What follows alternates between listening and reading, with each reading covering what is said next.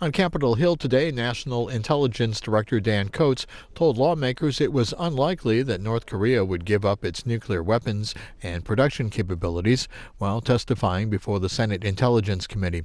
He was joined by several intel officials to testify about potential threats to the U.S., including CIA Director Gina Haspel and FBI Director Christopher Wray. Other topics included Iran, cyber threats, and foreign efforts to influence the U.S. election in 2020. This hearing is just under 2.5 hours.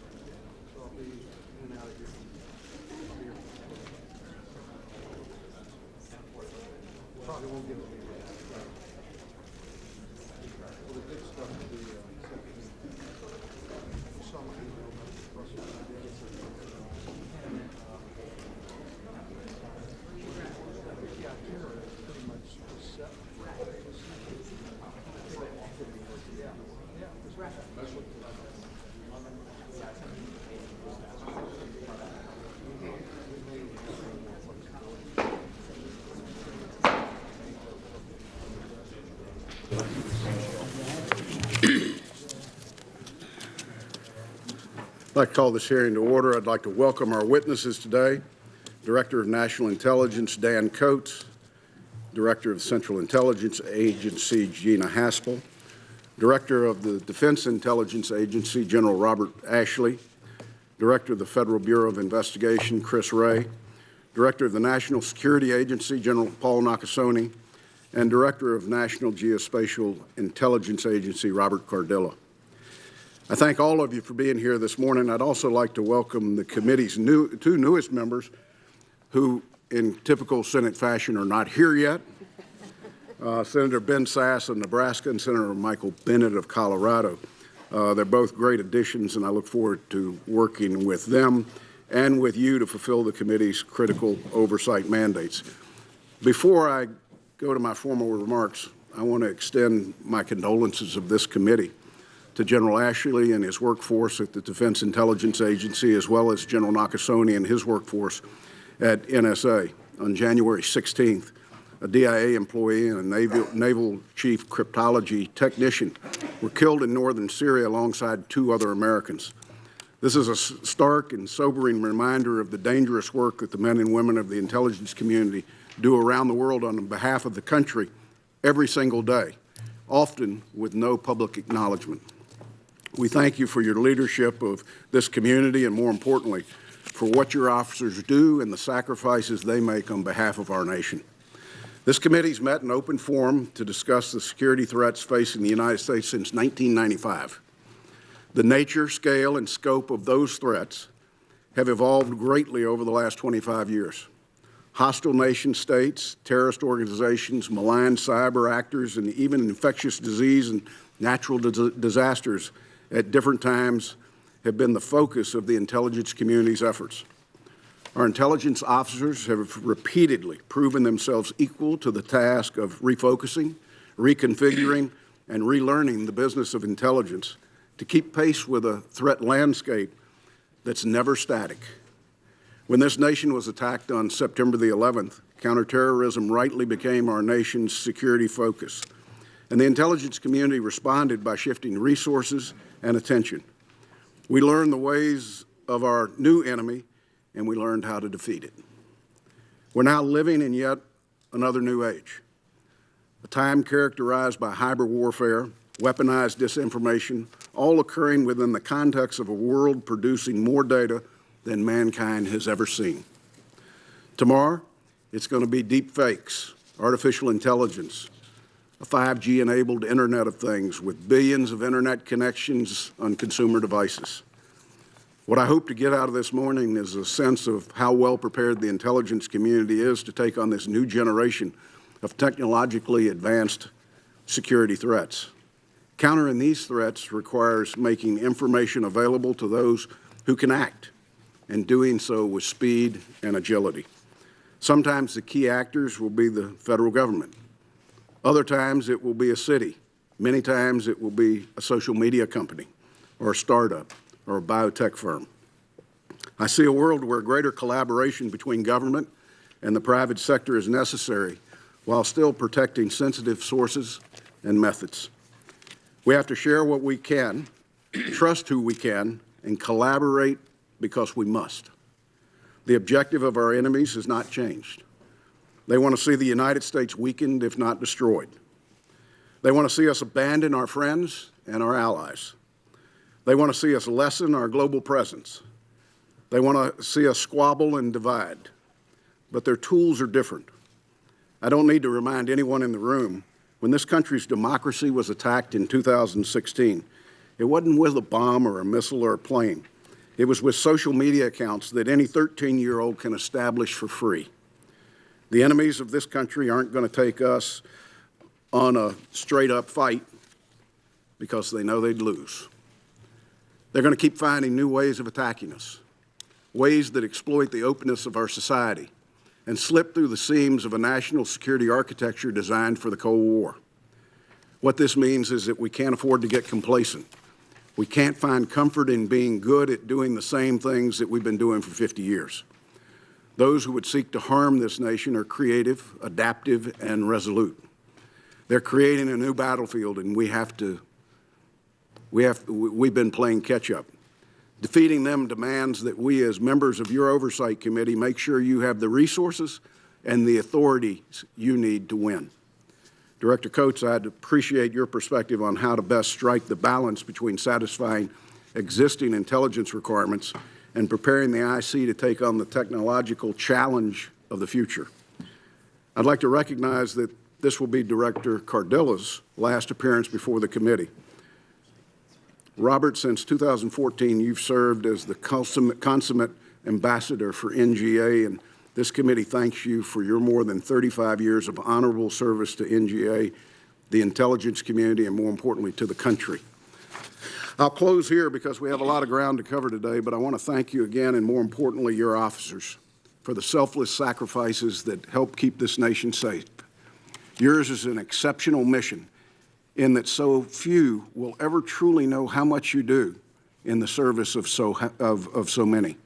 Before turning to the distinguished Vice Chairman, I'd like to highlight for my colleagues that the committee will be convening again at 1 p.m. this afternoon, promptly, for the afternoon for a classified continuation of this hearing.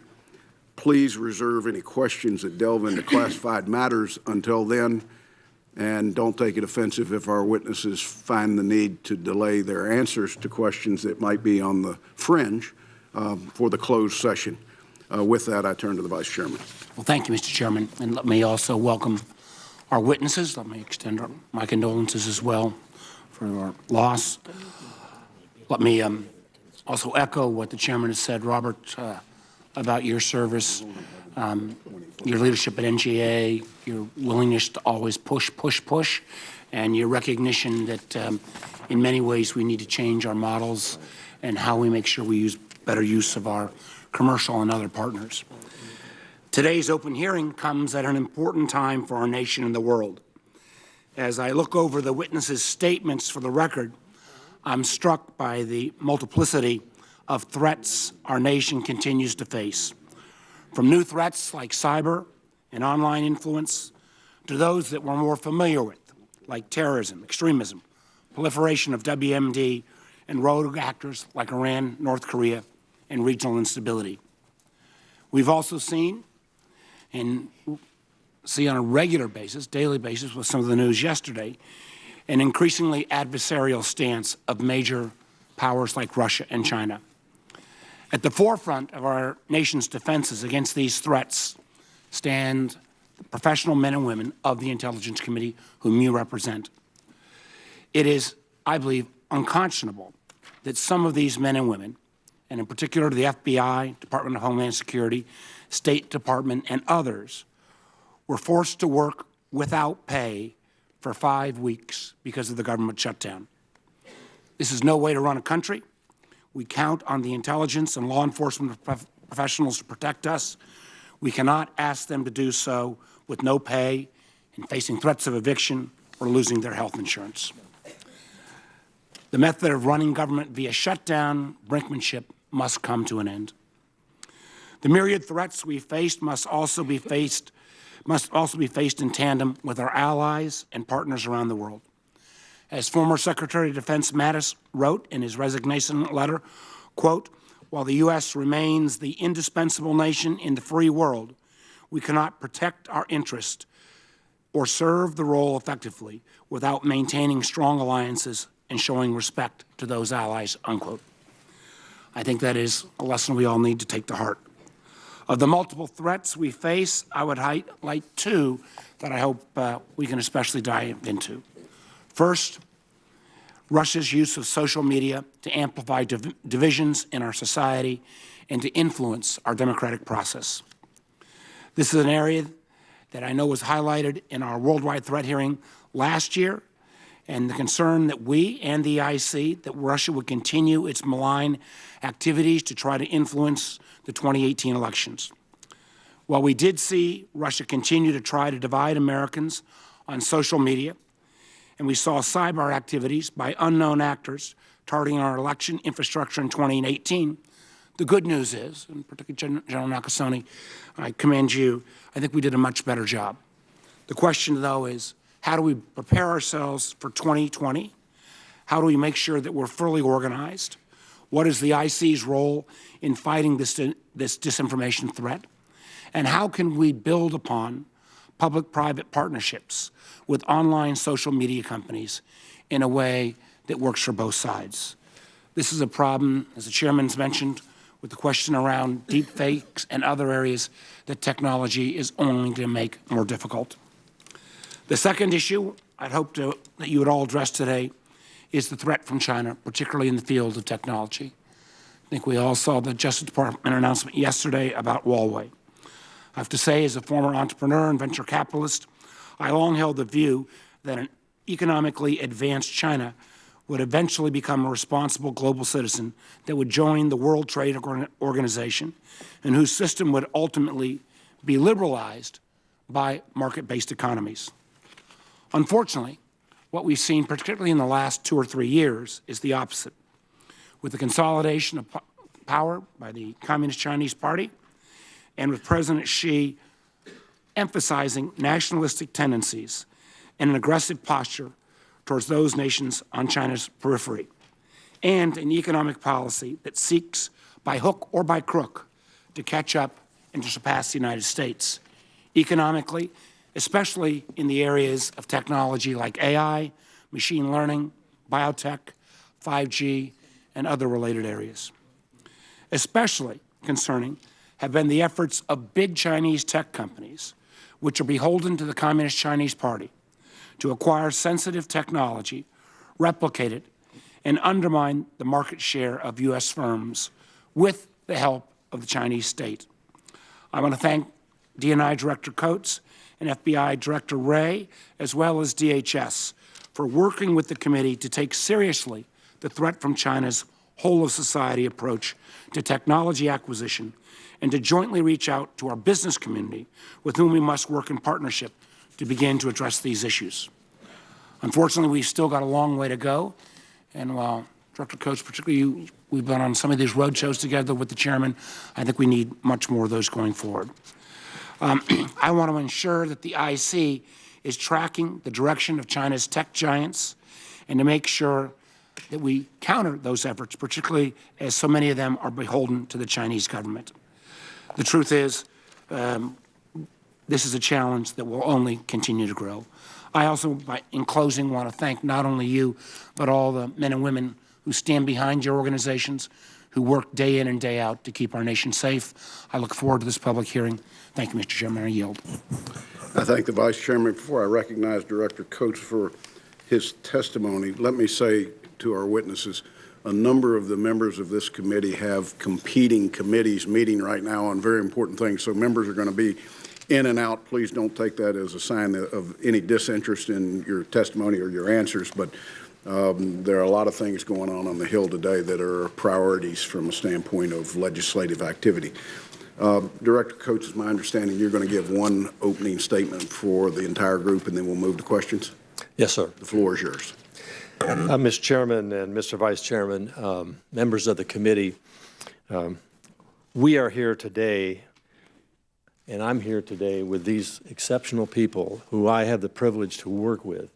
We are a team that works together in making sure that we can do everything we possibly can to bring the intelligence necessary to our policymakers, to this committee and others, relative to what decisions they might have to make given this ever-changing world that we're facing right now.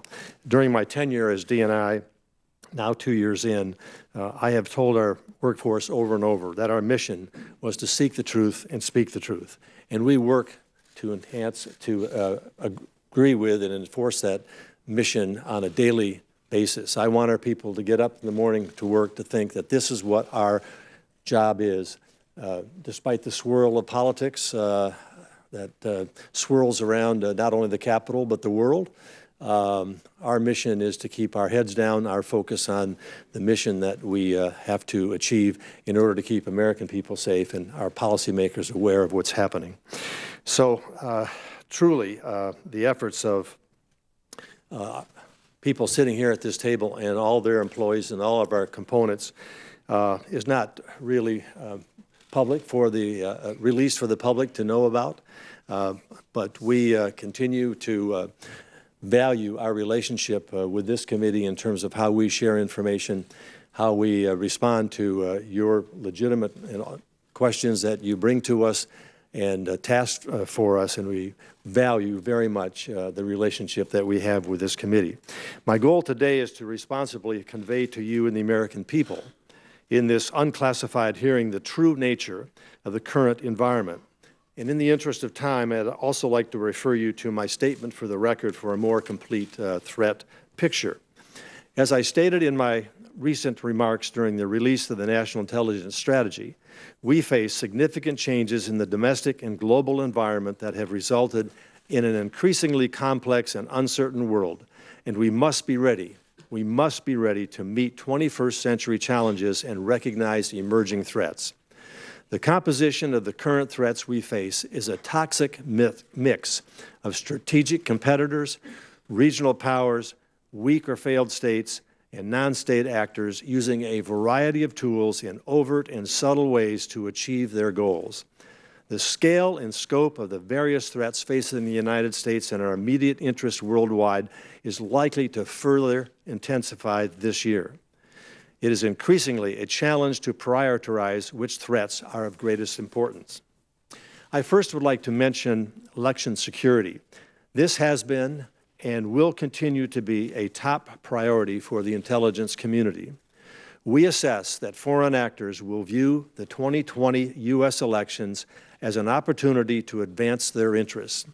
We expect them to refine their capabilities and add new tactics as they learn from each other's experiences and efforts in previous elections.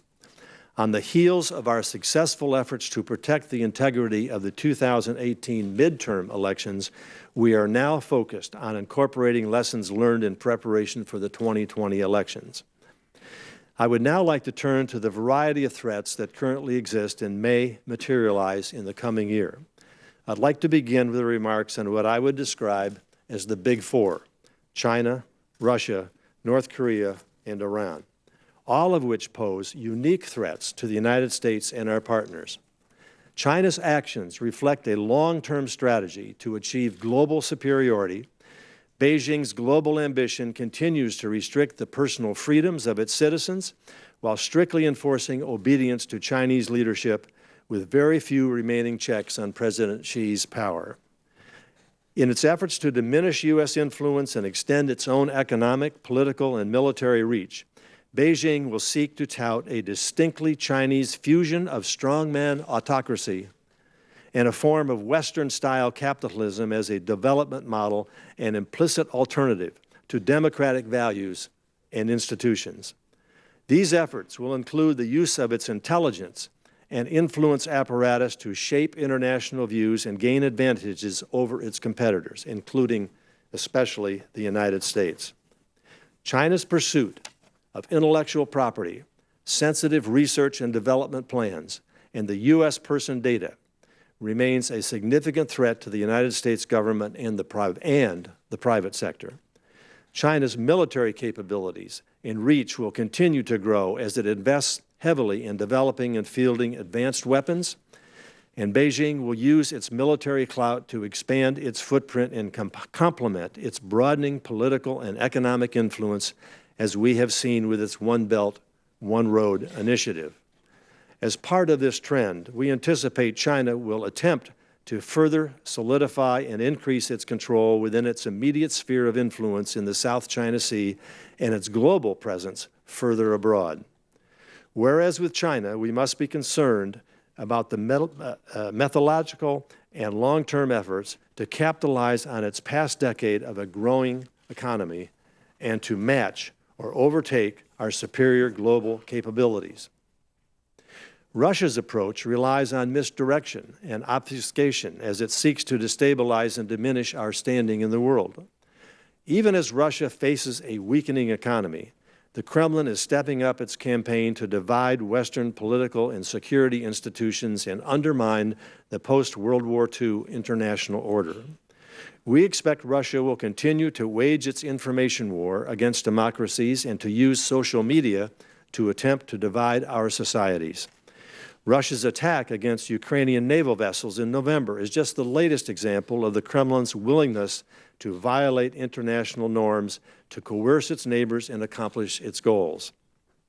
We also expect Russia will use cyber techniques to influence Ukraine's upcoming presidential election. The Kremlin has aligned Russia with repressive regimes in Cuba, Iran, North Korea, Syria, and Venezuela, and Moscow's relationship with Beijing is closer than it has been in many decades. The Kremlin is also stepping up its engagement in the Middle East, Africa, and Southeast Asia, using weapons sales, private security firms, and energy deals to advance its global influence. Regarding North Korea, the regime has halted its provocative behavior related to its WMD program.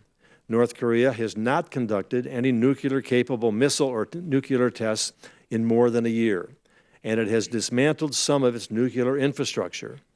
As well, Kim Jong-un continues to demonstrate openness to the denuclearization of the Korean Peninsula. Having said that, we currently assess that North Korea will seek to retain its WMD capabilities and is unlikely to completely give up its nuclear weapons and production capabilities because its leaders ultimately view nuclear weapons as critical to regime survival. Our assessment is bolstered by our observations of some activity that is inconsistent with full denuclearization. While we assess that sanctions on exports have been effective and largely maintained, North Korea seeks to mitigate the effects of the U.S.-led pressure campaign through diplomatic engagement, counter-pressure against the sanctions regime, and direct sanctions evasion. Now let me discuss Iran. The Iranian regime will continue pursuing regional ambitions and improved military capabilities, even while its own economy is weakening by the day.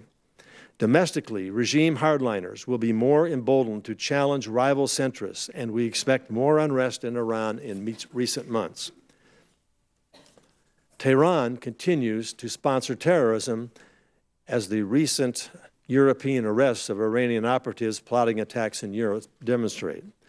We expect Iran will continue supporting the Houthis in Yemen and Shia militants in Iraq, while developing indigenous military capabilities that threaten U.S. forces and allies in the region. Iran maintains the largest inventory of ballistic missiles in the Middle East, and while we do not believe Iran is currently undertaking activities we judge necessary to produce a nuclear device, Iranian officials have publicly threatened to push the boundaries of JCPOA restrictions if Iran does not gain the tangible financial benefits it expected from the deal. Iran's efforts to consolidate its influence in Syria and arm Hezbollah have prompted Israeli airstrikes.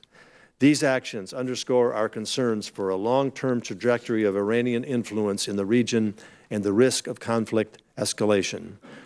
All four of these states that I have just mentioned, China, Russia, North Korea, and Iran, are advancing their cyber capabilities, which are relatively low cost and growing in potency and severity.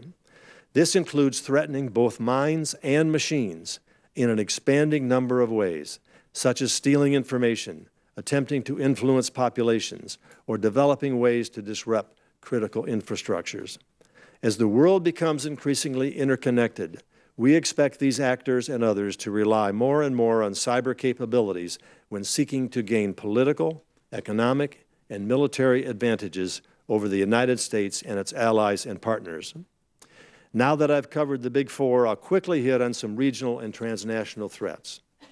In the Middle East, President Bashar al-Assad has largely defeated the opposition and is now seeking to regain control over all of Syrian territory. Remaining pockets of ISIS and opposition fighters will continue, we assess, to stoke violence, as we have seen in incidents happening in the Idlib province of Syria. The regime will focus on retaking territory while seeking to avoid conflict with Israel and Turkey. And with respect to Turkey, we assess it is in the midst of a transformation of its political and national identity that will make Washington's relations with Ankara increasingly difficult to manage during the next 5 years. Turkey will continue to see the PKK and related Kurdish groups as the main threat to their sovereignty. Under President Erdogan, U.S.-Turkey relations will be important, but not necessarily decisive for Ankara. In Iraq, the underlying political and economic factors that facilitated the rise of ISIS persist, and Iraqi Shia militants' attempts to further entrench their role in the state with the assistance of Iran will increase the threat to U.S. personnel. In Yemen, where 75% of the population is reliant on foreign assistance, neither side of the conflict seems committed to end the fighting, and the humanitarian impact of the conflict in 2019 will further compound already acute problems. In Saudi Arabia, public support for the royal family appears to remain high, even in the wake of the murder of journalist Jamal Khashoggi and the kingdom's continued involvement in the Yemen conflict that has generated global pushback. In South Asia, the focus of the region will be centered on the potential turmoil surrounding Afghanistan's upcoming presidential election, ongoing negotiations with the Taliban, and the Taliban's large-scale recent attacks. We assess neither the Afghan government nor the Taliban will be able to gain a strategic advantage in the Afghan war in the coming year, even if coalition support remains at current levels. However, current efforts to achieve an agreement with the Taliban and decisions on a possible withdrawal of U.S. troops could play a key role in shaping the direction of the country in the coming years. Militant groups supported by Pakistan will continue to take advantage of their safe haven in Pakistan to plan and conduct attacks in neighboring countries, and possibly beyond, and we remain concerned about Pakistan's continued development and control of nuclear weapons. In Africa, several countries are facing significant challenges that threaten their stability, which could reverberate throughout the region. Libya remains unstable in various groups continue to be supported by a variety of foreign actors and competing goals. In the Democratic Republic of Congo, a new government will be challenged to deal with ongoing violence by multiple armed groups and the outbreak of Ebola in the east of the country. And instability is growing in Sudan, where the population is angry at the country's direction and President Bashir's leadership. In Europe, political, economic, and social trends will increase political uncertainty and complicate efforts to push back against some autocratic tendencies. Meanwhile, the possibility of a no-deal Brexit, in which the UK exits the EU without an agreement, remains. This would cause economic disruptions that could substantially weaken the UK and Europe. We anticipate that the evolving landscape in Europe will lead to additional challenges to U.S. interests as Russia and China intensify their efforts to build influence there at the expense of the United States. In the Western Hemisphere, flagging economies, migration flows, corruption, narcotics trafficking, and anti-U.S. autocrats will challenge U.S. interests. Venezuela is at a crossroads. As its economy faces further cratering and political leaders vie for control, all of which are likely to further contribute to the unprecedented migration of Venezuelans. We expect the attempts by Cuba, Russia, and to some extent China to prop up the Maduro regime's security or financing will lead to additional efforts to exploit the situation in exchange for access mostly to Venezuelan oil. We assess that Mexico, under new leadership, will pursue cooperation with the United States as it tries to reduce violence and address socioeconomic issues. But authorities still do not have the capability to fully address the production, the flow, and trafficking of the drug cartels. High crime rates and weak job markets will continue to spur U.S.-bound migrants from El Salvador, Guatemala, and Honduras. To close my remarks, I would like to address several challenges that span the globe. I already mentioned the increased use of cyber capabilities by nefarious actors, but we must be mindful of the proliferation of other threats, beginning with weapons of mass destruction. In addition to nuclear weapons, we have heightened concerns about chemical and biological weapons. We assess that North Korea, Russia, Syria, and ISIS have all used chemical weapons over the past 2 years, which threatens international norms and may portend future use. The threat from biological weapons has become more diverse as they can be employed in a variety of ways, and their development is made easier by dual-use technologies.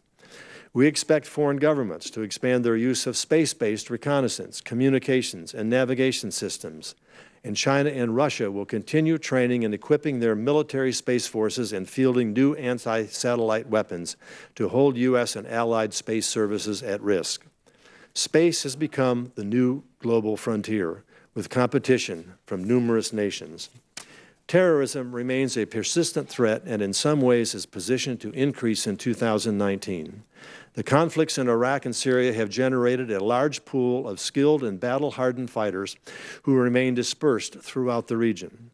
While ISIS is nearing territorial defeat in Iraq and Syria, the group has returned to its guerrilla warfare roots while continuing to plot attacks and direct its supporters worldwide. ISIS is intent on resurging and still commands thousands of fighters in Iraq and Syria.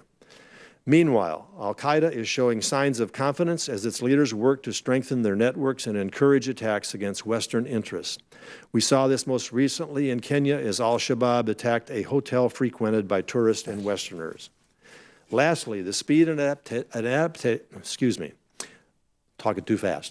Lastly, and this is important because both the chairman and vice chairman have stated this, and it's something that I think is a challenge to the IC and to the American people. The speed and adaptation of new technology will continue to drive the world in which we live in ways we have yet to fully understand. Advances in areas such as artificial intelligence, communication technologies, biotechnology, and material sciences are changing our way of life. But our adversaries are also investing heavily into these technologies, and they are likely to create new and unforeseen challenges to our health, economy, and security. Mr. Chairman and Mr. Vice Chairman and members of the committee, this becomes a major challenge to the IC community to stay ahead of the game and to have the resources directed toward how we need to address these threats to the United States. We look forward to spending more time discussing this issue as both of you have raised. With that, I'll leave it there. We look forward to answering your questions about these and other unmentioned threats.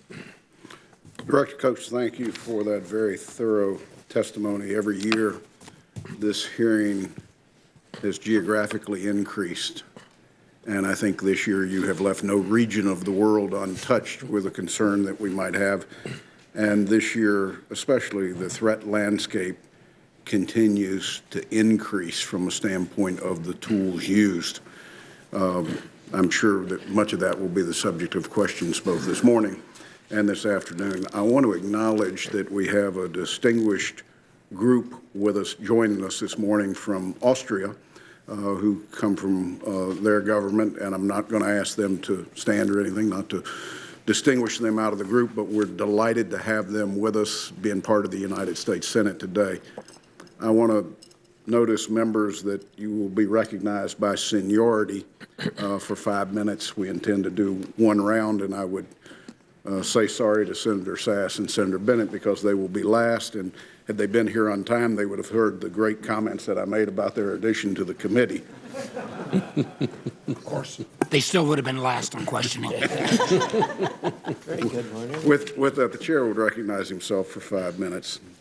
And General Nakasone, this is probably directed at you. This committee requested independent third-party researchers to produce 2 reports that comprehensively detail the leveraging of U.S. social media companies by Russia-based actors to conduct a disinformation and influence campaign in the 2016 election.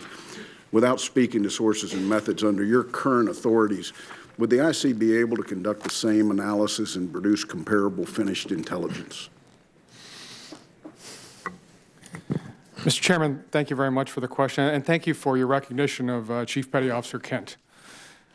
In terms of the work that was done by the 2 organizations that the Senate Select Committee on Intelligence had asked, they looked at an internal study with a number of social media groups, which is something, as you know, is outside our authorities, but was very, very effective for us. As we prepared for the 2018 midterm, we took a very, very close look at the information that was provided there. We understood our adversary very well, and we understood where their vulnerabilities also lie. Good. This to Director Wray and to yourself, General Nakasone, is it the IC's assessment that this country's adversaries continue to use U.S. social media platforms as a vehicle for weaponizing disinformation and spreading foreign influence in the United States? Director Wray? Yes, that's certainly the FBI's assessment. Not only have the Russians continued to do it in 2018, but we've seen indication that they're continuing to adapt their model and that other countries are taking a very interested eye in that approach. General Nakasone? It is certainly NSA's assessment as well, Mr. Chairman.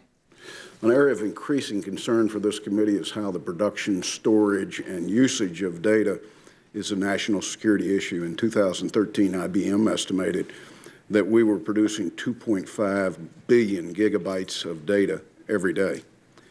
And that data growth has not been linear. IBM similarly reported that 90% of the world's data had been created in the last 2 years.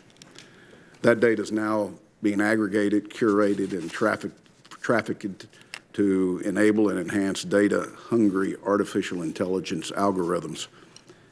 How much of a concern should we have about protecting data from foreign adversaries? I'll probably turn to Director Wray and General Nakasone on this again.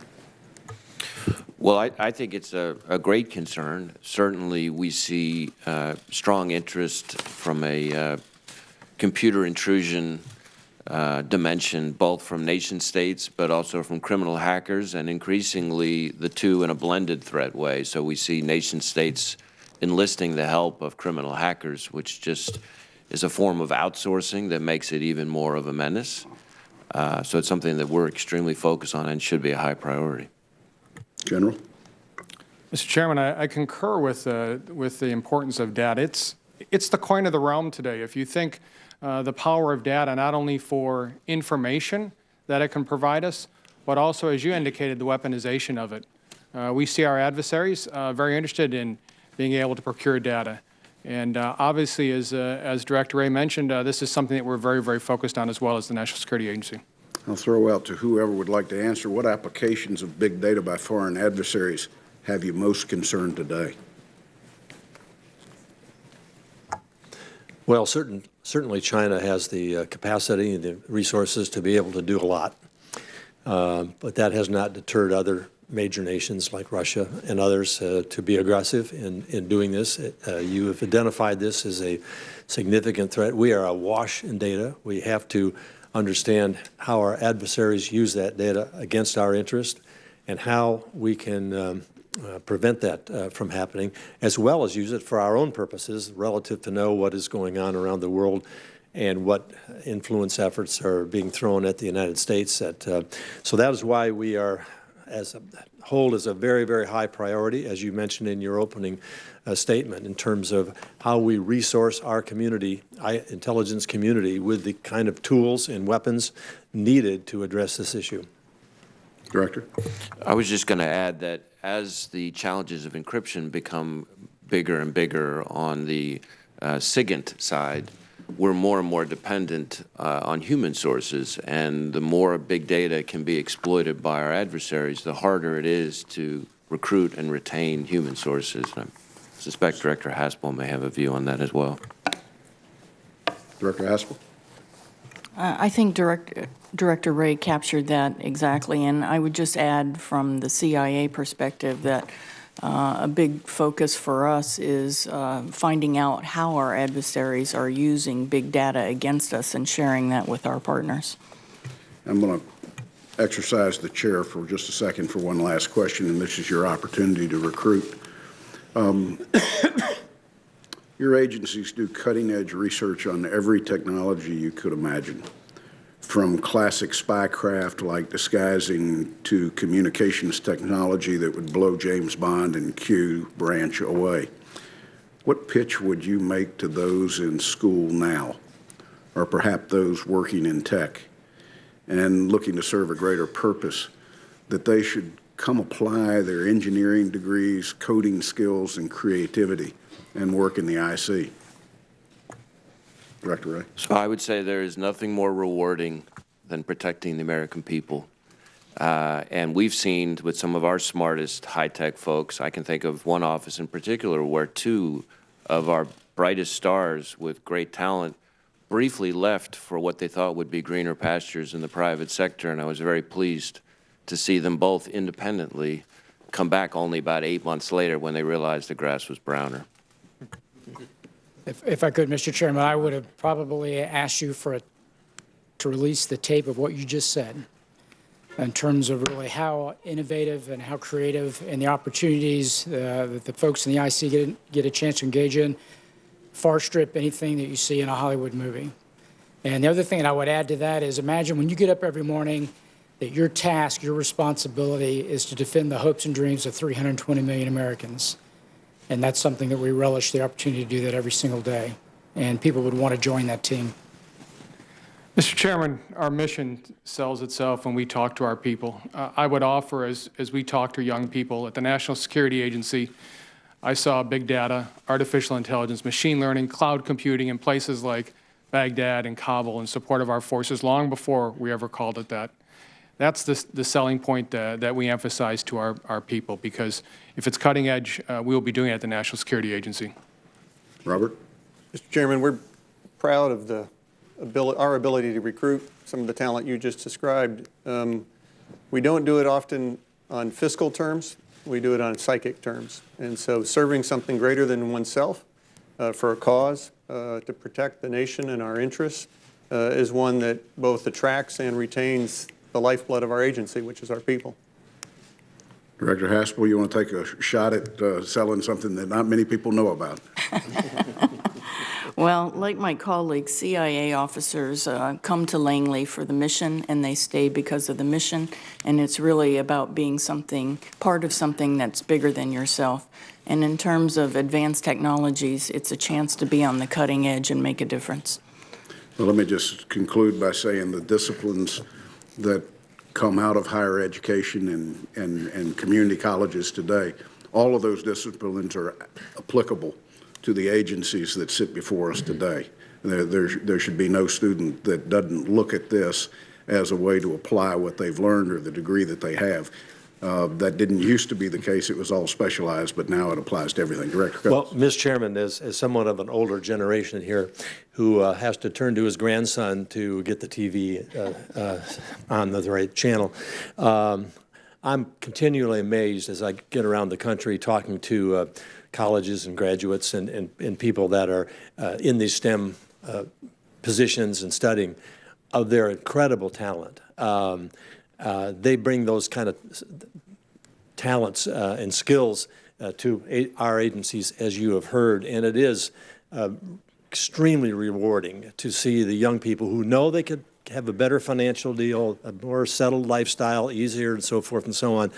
They want to serve this country, and they see this as meaningful, and it exceeds what financial gains they could get on the outside.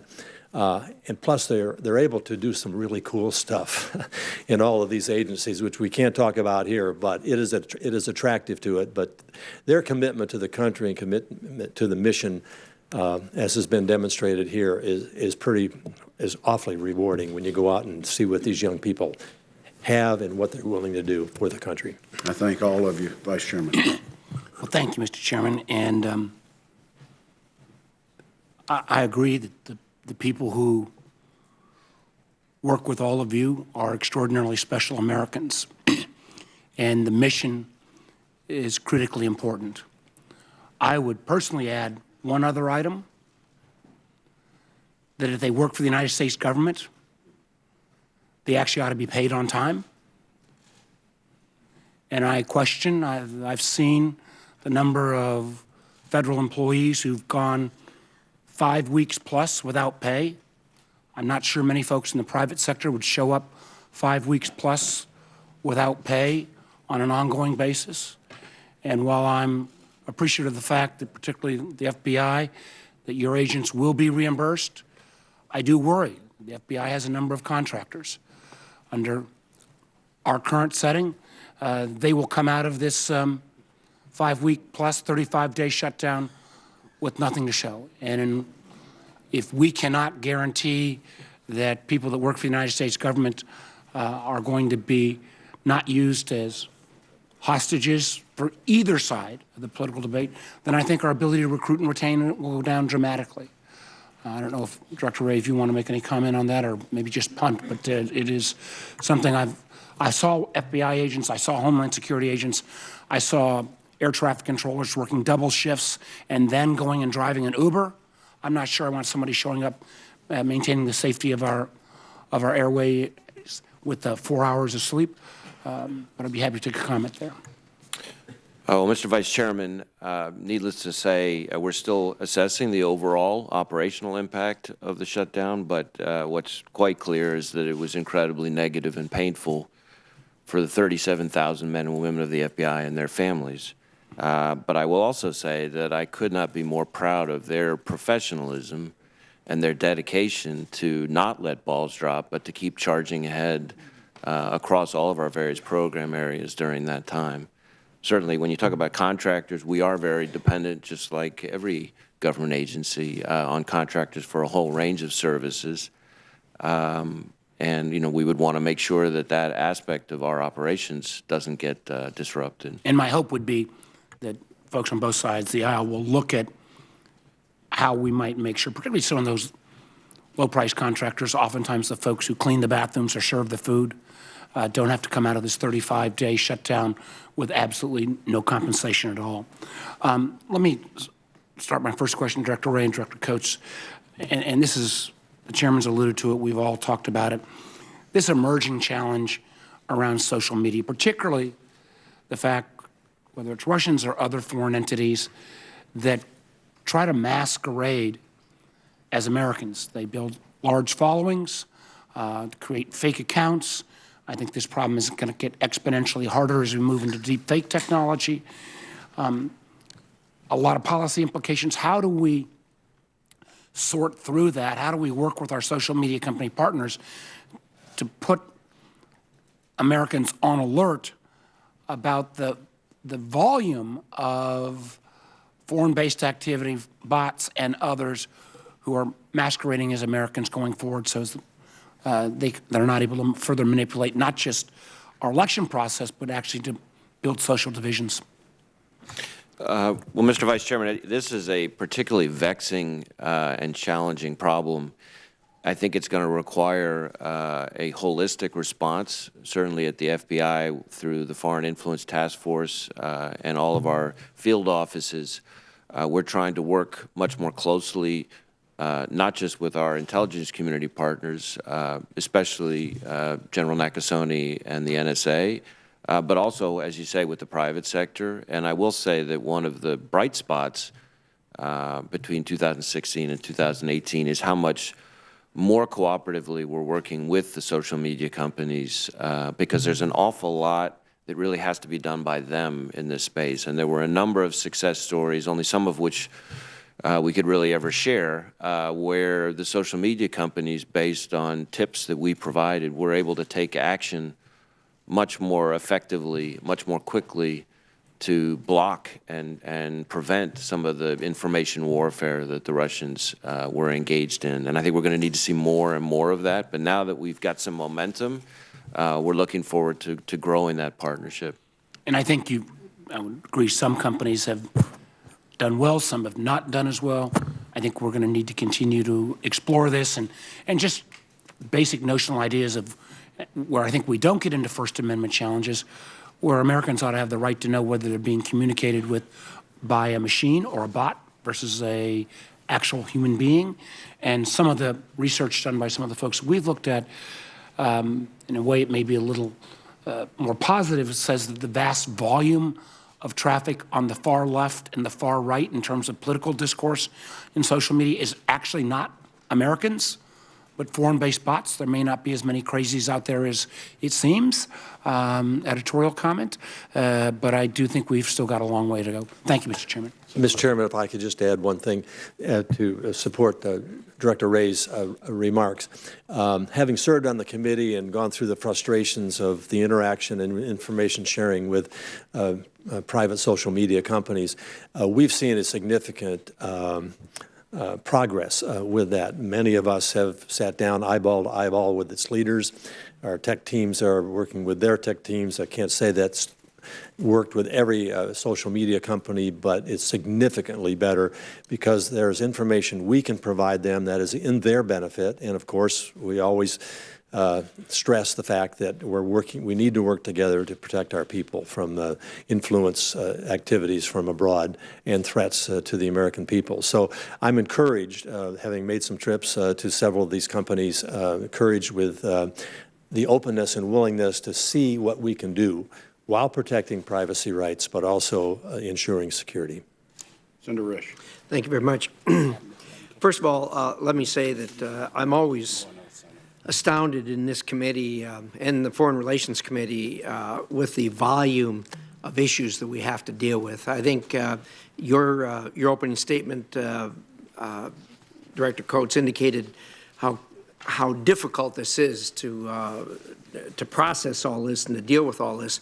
And your statement, for the record, that all of you joined in, again lays this out for us. It tells us the kind of volume that we have to deal with, and we're certainly only going to scratch the surface here today. But I want to focus on something that doesn't get as much focus as I think it should.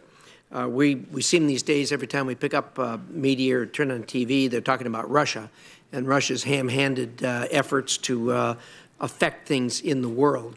And certainly it's a concern. But in my judgment, and I think many others, the real concern is China. We're approaching the end of the first fifth of the 21st century, and if we've learned anything, it's the last few decades have convinced us that China in the 21st century, as we proceed through it, is going to be a major competitor of ours in every way that there is, obviously economically, militarily, culturally, and in every other way. And look, this is going to happen. We're living in the 21st century, that communications and transportation are so different than what they were. And we as the United States are going to wind up having to compete like we never have before with a gorilla that's starting to get to be about the same size we are. And as a result of that, we're going to have to learn to deal with that. The thing I really want to focus on is how we're going to deal with that. We're Americans. We've always competed. We can compete. We innovate. We create. We manufacture. We do the great things that we do that have really led the world. But we can only do it if we're operating under a rule of law. And that is something that is greatly missing at the present time as China tries to compete with us. The poster child for me is a local company we have in Idaho, Micron Technology. Most of you have heard of them. They're the second largest manufacturer of memory in the world. And they have had a recent case where Chinese nationals stole intellectual property and then took it back to China and are now suing Micron in China through a state-owned entity in a state-owned court in front of a state-owned judge. And this is the kind of thing that we just can't have. I had a spirited discussion with the Chinese ambassador about this as he attempted to defend the undefendable. And his suggestion was that, well, things aren't as advanced in China as they are here. Well, I get that. They've come a long ways in a few decades. But if we're gonna do this and keep the world order right side up, China's going to have to develop their rule of law and live by it much better than what they have recently. We just saw again the indictments against the Huawei official, and in defense of the Department of Justice, Department of Treasury, and others, they've indicted these Chinese people that have affected Micron. And the question I have for you is, after listening to the Chinese ambassador, I'm not wholly convinced that their efforts are going to be as robust as they need to be to get China right side up when it comes to the rule of law. And when I'm talking about the rule of law, I don't mean just covert theft, but I mean what I call overt theft, and that is where they require businesses, as we all know, to divulge their information before they can do business in China, and then having the kind of restrictions they have on them in China. And all of this causes us real difficulty as we attempt to compete. Director Coates, I wonder if you could address that or assign it to somebody there at your panel. I'm looking for, what do we see in the future, number one, and number two, how can we try to get our arms around this to do something about it? Well, I'll start, but I'd like to turn to Director Wray relative to what was just released yesterday, and which pointed, I think, in the direction of what you were talking about.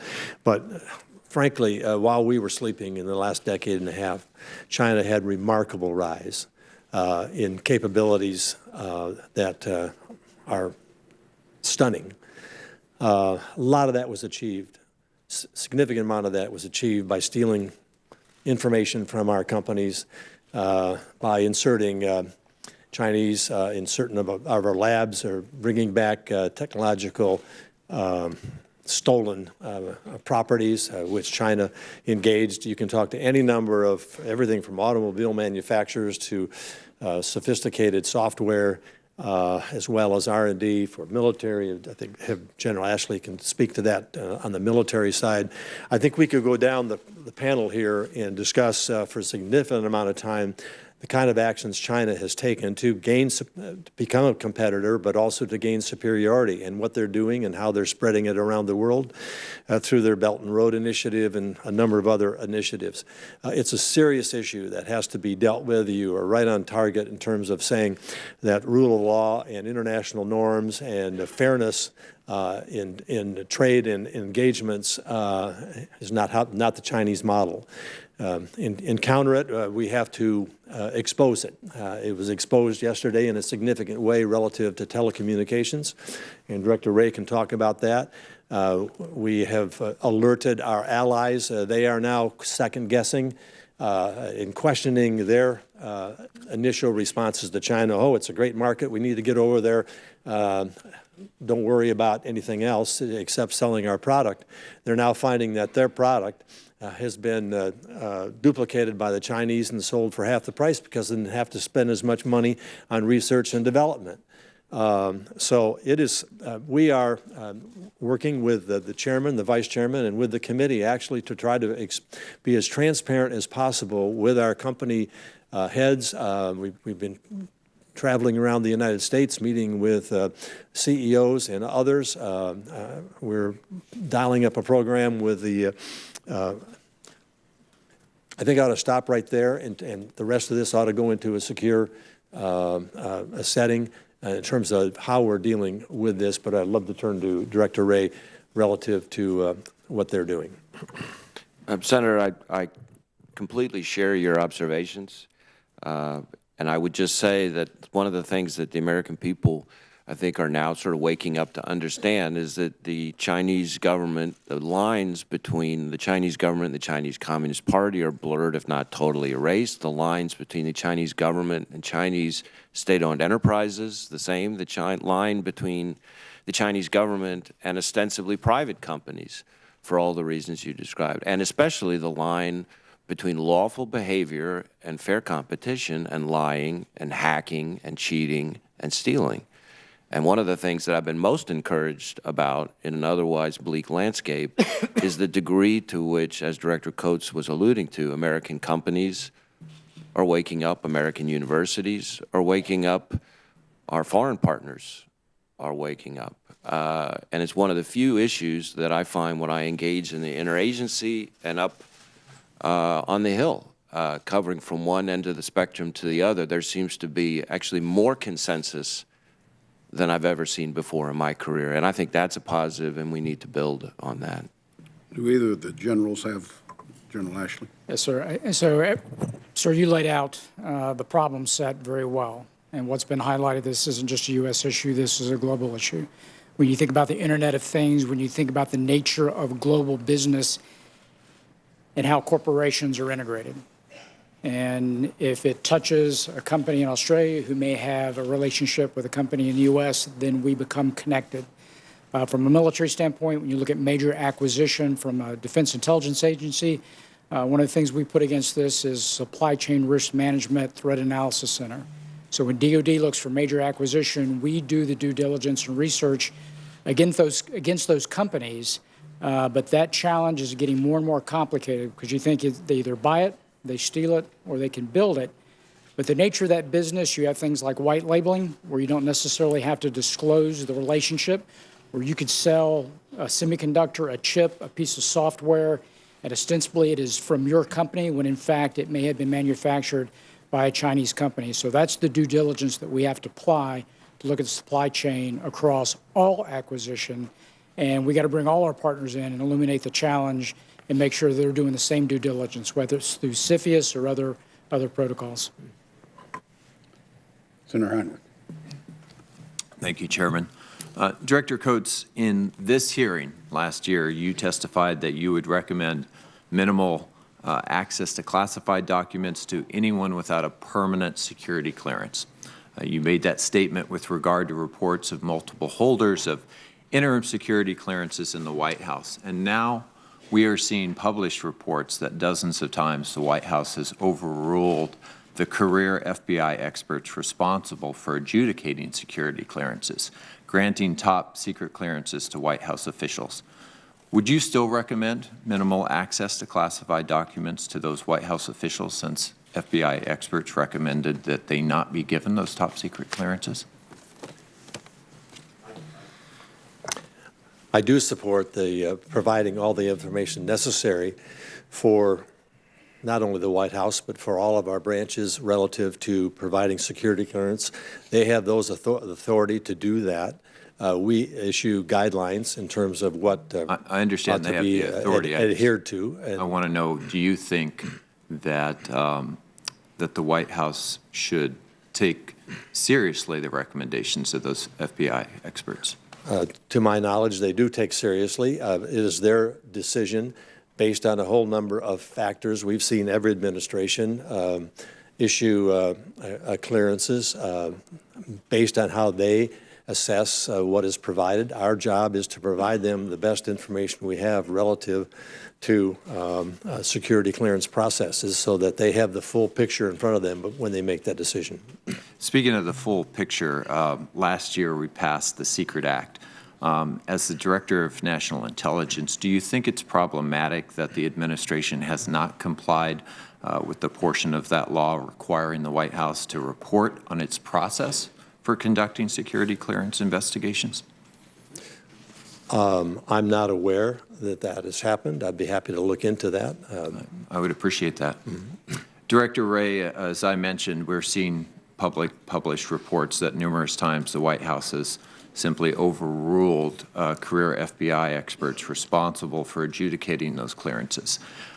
In your view, were there valid reasons given for why the FBI's expert advice was overruled so many times? Senator, I think there may be some confusion about the way the process actually works. The FBI is, in the context of providing background investigations for people other than its own employees, is what's called an ISP, or the investigative service provider. So we essentially do it at the request of whoever the requesting entity is. In this instance, it would be the White House. And I think where the confusion is what we do is we assemble the information, we provide the factual information. We do not actually make recommendations one way or the other about the clearances. The decision about what to do based on those facts is entrusted by longstanding process to the requesting entity. So we provide the information, but then they make the call. Thank you, Director. Director Coates, I want to come back to you for a moment. Your office issued a statement recently announcing that you had submitted the intelligence community's report assessing threats to the 2018 midterm elections to the President and to appropriate executive agencies. Our committee has not seen this report. And despite committee requests following the election that the ODNI brief the committee on any identified threats, it took ODNI 2 months for us to get a simple oral briefing, and no written assessment has yet to be provided. Can you explain to me why we haven't been kept more fully and currently informed about those Russian activities in the 2018 Director elections? Coates, before you respond, let me just acknowledge to the members that the Vice Chairman and I have both been briefed on the report, and it's my understanding that the report at some point will be available. Yeah, the process that we're going through are 2 45-day periods. One for the IC to assess whether there was anything that resulted in a change of the vote or tampering with machines, what the influence efforts were, and so forth. So we collected all of that, and then the second 45 days, which we then provided to the Chairman and Vice Chairman, and the second 45 days now is with DHS looking and DOJ looking at whether there's information enough there to take to determine what kind of response that they might take. We're waiting for that final so the rest of information to come in. So that will be coming the rest shortly. of us can look forward to reading that report. I think we will be informing the Chairman and the Vice Chairman of that, yes, of their decisions. That's not what I asked. Will the rest of the committee have access to that report, Mr. Chairman? Chairman Burr. Well, let me say to members, we're sort of in uncharted ground, but I make the same commitment I always do, that anything that the Vice Chairman and myself are exposed to, we'll make every request to open the aperture so that all members can see it. I think it's vitally important, especially on this one. We're not to a point where we've been denied, or we're not to a point that negotiations need to start. So it's my hope that once the final 45-day window is up, that is a report that will be made available probably to members only. That would be my hope as well. Senator Rubio. Thank you. Director Wray, as we keep talking about China, and this takes off on what Senator Risch has already asked, using the academic community and the universities, commercial espionage, the forced transfer of intellectual property, embedding themselves potentially into the supply chain, obviously traditional counterintelligence work that they do and the like. Is it not fair to say that China today poses, just looking at the scale and scope of the threat, that China today poses the most significant counterintelligence threat this nation has faced, perhaps in its history, but certainly in the last quarter to century? Well, I hesitate to speak, categorically about the entire course of history, but I certainly would. Well, let's limit it to 25 years. But I would certainly agree with you, Senator, that as I look at the landscape today and over the course of my career, I still think of myself as a little bit young, that the Chinese counterintelligence threat is more deep, more diverse, more vexing, more challenging, more comprehensive, and more concerning than any counterintelligence threat I can think of. And in that realm, would it not make sense, and perhaps this is for you, Director Coates, that we would have a more coordinated approach to educate and prepare all the departments and agencies of government, as well as businesses, universities, I mean, just the scale and comprehensive nature of the threat? Would it not make sense to have some high-level coordination or a coordinated approach to be able to prepare all these different entities in our economy and society to deal with this threat? We are working carefully with the committee, particularly Senator Warner and Senator Burr both have engaged with us in terms of putting a program together to do just that. I turn to General Ashley for his comments on it also. So the fact that we're having this discussion and that you've illuminated that, and even last year we talked about the Confucius Institutes, that word gets out. Since 2014, 13 universities have closed down the Confucius Institutes. U.S.-wide, I think the number's about 100. But again, my previous comment in terms of this is a global issue, while we've closed down about 13 in the U.S., there's been about a 23% increase globally in Asia, Europe, and other places, and there's probably about 320 plus institutes that exist globally. So the education is getting out from a U.S. standpoint, and it's trending the right way slowly. But again, it is a global problem, and we're as weak as the relationships with some of those partners subject to influence. Well, this is now where I make the obligatory pitch. Senator Warner and I have filed a bill that creates an Office of Critical Technologies to help coordinate the response to this threat across the board. And so, and I know everybody in this committee is interested in this topic. I want to switch gears for a moment and maybe ask you this, Director Coates, as well. If we look at the situation in Venezuela, which usually I raise in this committee, and people know it's important, but now it's really topical. So we've had 3 million migrants flow primarily into Colombia, Peru, and Ecuador. It's projected to be 5 million if current trends continue by the end of this year, that would be a rival number to what we've seen in the Syria situation, and it most certainly has had a destabilizing effect on Colombia and other neighboring countries to the point where some of these nations, very few nations, could take in 1 million migrants in one shot, not to mention that quickly. Imagine 2 million and the impact it's having on their government budgets, their healthcare systems, and the like. We know from Department of Justice filings and sanctions from Treasury that their government doesn't just tolerate drug trafficking, they give it the protection of government, and many high-level officials are active participants in narco trafficking. We know that they have a relationship, long-standing relationship with Iran and with Hezbollah.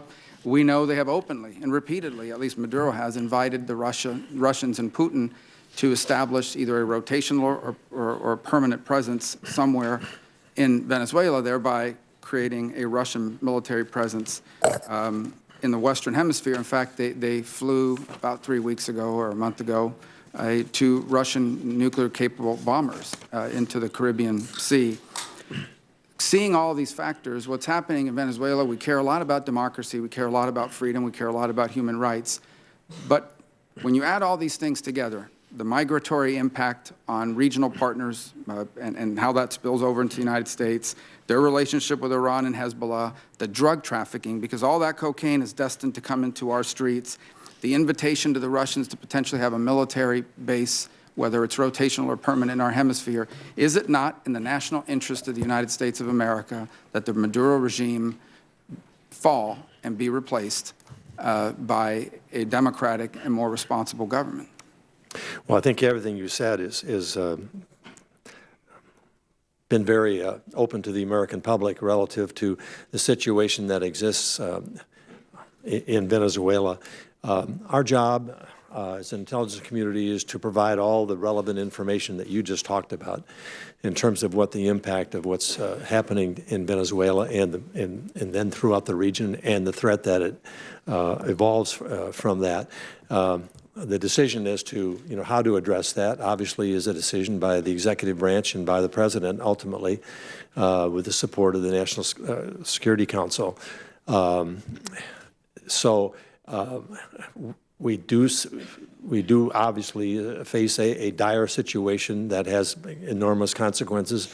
I think nobody's more aware of that than you. You've been the person we turn to for almost ready to invite you into the intelligence community, given the information that you can provide for us, given your interest. I was remiss in not naming you as someone relative to China as taking a forward effort on the part of the committee and joining us in a number of ways to talk to CEOs and others around the country relative to the Chinese threat.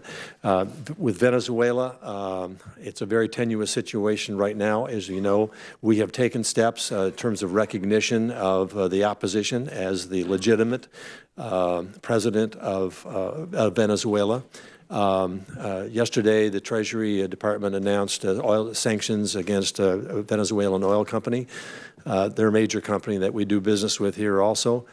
So steps are being taken, and we have a lot of support from a lot of our allies. So, as I said, it's a very fluid situation that I think hopefully will be successfully resolved with the support of the Venezuelan people. And but we do assess, and I'll turn to General Ashley here, the influence of the military on that decision. I think the Venezuelan military on that decision probably is a key to what direction we might go in. So I would say that everything you laid out is correct. We expect to see another 2 million refugees leave to add to the 3 million that will go into the region. The relationship that they have with Russia, China, and Iran is a longstanding one, pre-existing. The reference you made to the Tu-160 Blackjacks that flew, those strategic bombers, third iteration of that. First time was in 08 and then 14, and we've seen it again. As far as presence on the ground, we can talk a little more detail in a closed session about where we see Russia and China going with that greater instability. But in the open press, what you've seen thus far really is nothing more than just vocal support that's coming out of Moscow and that's coming out of China as well. But there is a relationship there from a military standpoint in the way of training. Lots of Venezuelan officers go to Russia for training, and there's a reciprocal relationship for equipping them as well. Thank you, Mr. Chair. In light of Senator Rubio's comments, I'd just like to note of caution. He listed refugee flows, human rights abuses, and corruption. There are lots of countries in the world that meet that description, and our right or responsibility to generate regime change in a situation like that, I think, is a slippery slope. And I have some real caution about what our vital interests are and whether it's our right or responsibility to take action to try to change the government of another sovereign country. That same description would have led us into a much more active involvement in Syria, for example, 5 or 6 years ago, other parts of the country. I just wanted to note that. Senator Burr, I loved your opening statement. It was very thoughtful, and you came up with a wonderful formulation for, I think, a mission of this committee and also the intelligence community of creative, adaptive, and resolute. And I must say it reminded me immediately of my old high school football coach who put it somewhat less elegantly. He said he wanted us to be agile, mobile, and hostile. I think that may be a less elegant way to put it, but the same principle. On Huawei, it seems to me they have to decide they're either going to be a worldwide telecommunications company or an agent of the Chinese government. They can't be both. And right now, they're trying to be both. And I think the world's customers, which the Chinese are certainly sensitive to, are the best enforcers of that principle. Director Haspel, one quick, I think, a yes or no question. And I think I almost said Senator Coates. Director Coates referred to this in his opening testimony. Is Iran currently abiding by the terms of the JCPOA in terms of their nuclear activities?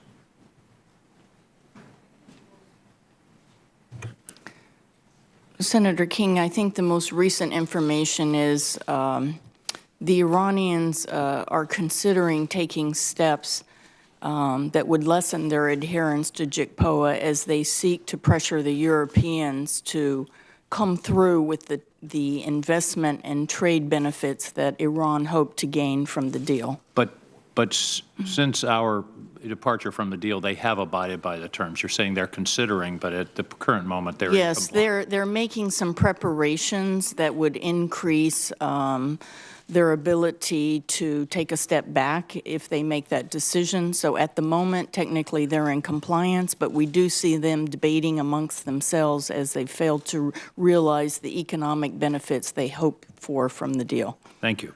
Director Haspel and General Ashley, Mr. Khalilzad, our envoy to Afghanistan, has said that part of the basis of the current talks with the Taliban is that they would prevent Afghanistan from ever becoming a platform for international terrorist groups. And of course, that was the basis of our original intervention.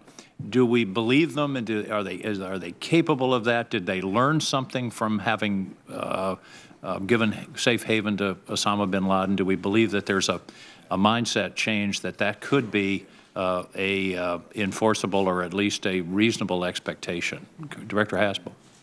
Yes, Senator, and you're referring to very recent and fresh news that has come out of Ambassador Khalilzad's very intensive efforts over many months now, but particularly over the last 8 days in Doha, where he has been engaged in talks with the Taliban to seek to achieve a framework under which we could conduct. Can we believe that the Taliban will do well, that? because we have inflicted severe damage on al-Qaeda in the AFPAC theater, I think, however, that all of us at this table would agree that it's very important that we maintain pressure on the terrorist groups that are there.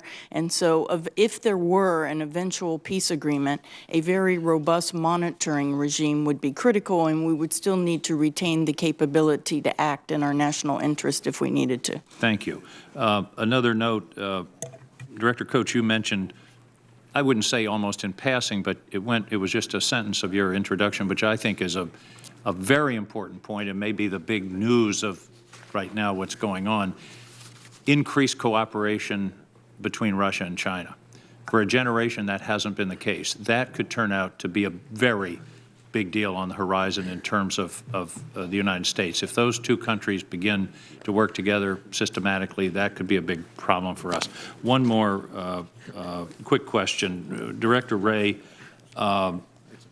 you're doing a lot of monitoring and working on the intervention in our election process. One thing we're worried about is deep fake, which we've used but not defined. That's when they use technology to create essentially a false reality, an apparent speech by a candidate where different words are coming out of their mouth than what they actually said. Here's my question. If in the next 2 years, and particularly in the year preceding the next election, your agency determines that this is happening and that it's sponsored by a foreign entity, will you inform the candidates that are the victims of this, the committees? My concern is it's one thing for the Intelligence Committee to know that this is happening, but if they don't inform the people who are being victimized, who are being attacked in this way, I think that really blunts the effectiveness of the availability of the intelligence. Senator, we have a fairly established protocol that we work through to try to determine whether or not we have information that is reliable enough and immediate enough and actionable enough to be able to notify a victim. The Department of Justice has a set of guidelines that goes through that. They've recently been expanded to provide us more flexibility in the foreign influence or malign influence arena, which this would be a permutation of, and we would expect to follow that process. I hope you'll review that process, because telling the world of a malign influence a month after the election doesn't do anybody any good. So I hope that could be reviewed and thought about in terms of letting people know as soon as possible when there's a credible evidence of a foreign attack on a campaign. Just to be clear, I wasn't referring to the sort of post-election process. No, I understand. The protocol that I'm talking about is that's where the actionable piece of it comes into play, right? Obviously, the ability to be able to contact, just like we do in the cyber arena, for example. I just want to be sure our policies keep pace with the magnitude and accelerated nature of the threat. Well, we clearly need to be, to your point about agility, we clearly need to be able to adapt as the technology adapts. And as Director Coates said in his opening, we would expect our foreign adversaries in the malign influence space to keep adapting as well, which is a source of concern. We want you to be agile and mobile, maybe not hostile. Thank you. Mr. Chair, General Ashley has a comment he would like to. If I go back to your comment on Huawei, Huawei needing to make a decision about the direction that they want to take with regards to how do they support the Chinese government or as an independent business. The challenge in which we've laid out part of the dialogue is that decision does not lie with Huawei. It lies with the CCP. It lies with Xi Jinping in the way that they are starting to centralize greater the management of those businesses. So therein lies the challenge, where you see a decentralization and execution of capitalism, but really you have this kind of authoritarian capitalism in the way that the government provides oversight and puts very strict rules in place that makes it very problematic for a lot of those businessmen to operate without providing that information back to Beijing. And I think the market has to tell them that's not acceptable. Thank you. Agree. Senator Collins. Director Haspel, Director Coates described this morning a Russia that is aggressive across all fronts. Did the CIA have any concerns about the Treasury's actions to ease sanctions on companies associated with the close Putin ally, Oleg Deripaska, in terms of his ability to retain some informal control? This isn't a typical American company that we're dealing with. Senator Collins, I don't think I'm expert enough to comment on Treasury's decision, but what I will say is that we work very hard to make sure that every agency and all of our senior agency leaders understand Putin's methodologies and what he will do to try and achieve what he perceives as Russia's place in the world and as a great power status. Moscow continues to grapple with the effect of Western sanctions. There have been very severe sanctions placed on them. I'm also, I think as an intelligence community, both Director Wray and I were very pleased with the decision to expel 61 Russian intelligence officers that has a tremendous impact on their ability to hurt us in our own homeland. So our job is to make sure that everybody understands Putin's efforts to influence globally and to enhance Russia's power status in the world. And we will continue to support Treasury as they look to impose sanctions. I think Treasury has been very, very aggressive on the sanctions front. Did the CIA raise any concerns about the Treasury plan? No, I don't believe we raised any concerns, but we provided all the supporting intelligence about the oligarch in question versus the aluminum company that you're referring to. Let me switch to a different issue, and that is Syria. Let's assume that after we depart from Syria, the Assad regime takes control of northwest Syria and eastern Syria, which I think is a reasonable scenario. Should this happen, what kind of threat would the United States and its allies expect from the thousands of extremists who are still currently fighting in those areas of Syria, such as ISIS?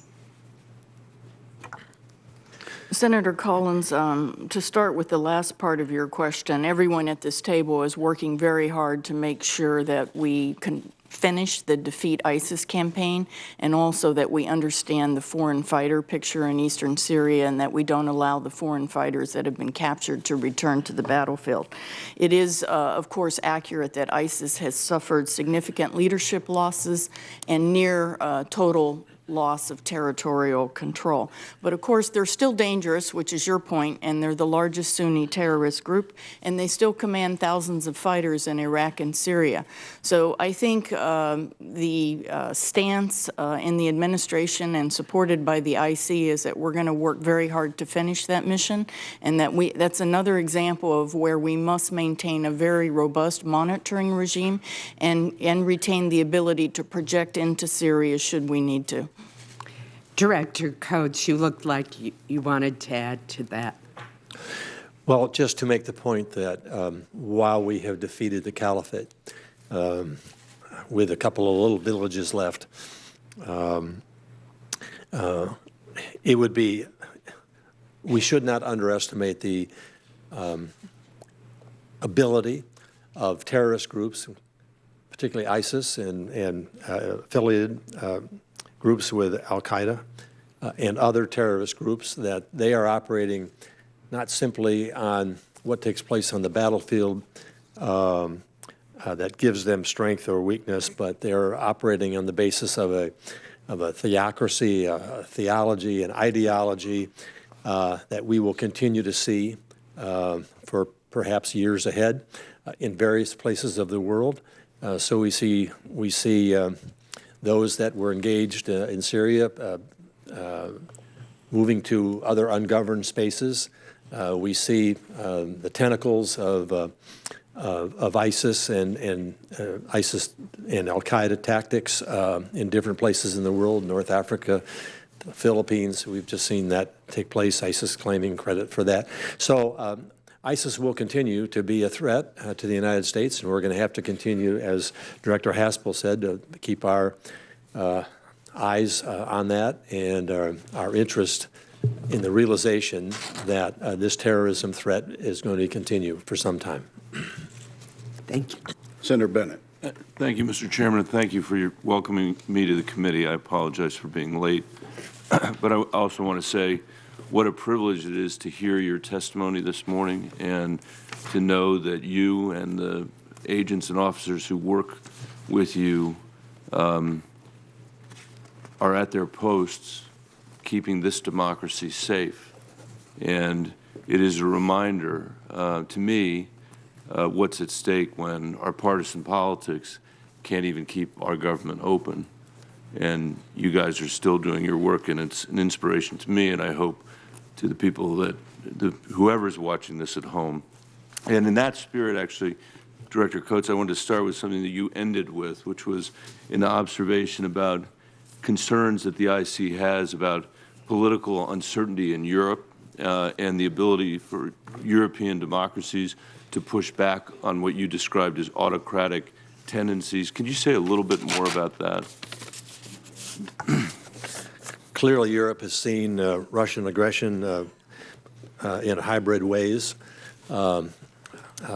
significant cyber incidents in trying to influence not only their view of our alliance, but their own view of their own alliance within Europe, seeking to sow divisions between countries and between Europe and the United States.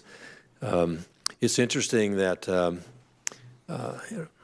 some time ago at a meeting with NATO intelligence officials, the question was raised by the director, did any of the 29 countries of Europe not see Russian influence in their countries, and particularly in the political processes of those countries?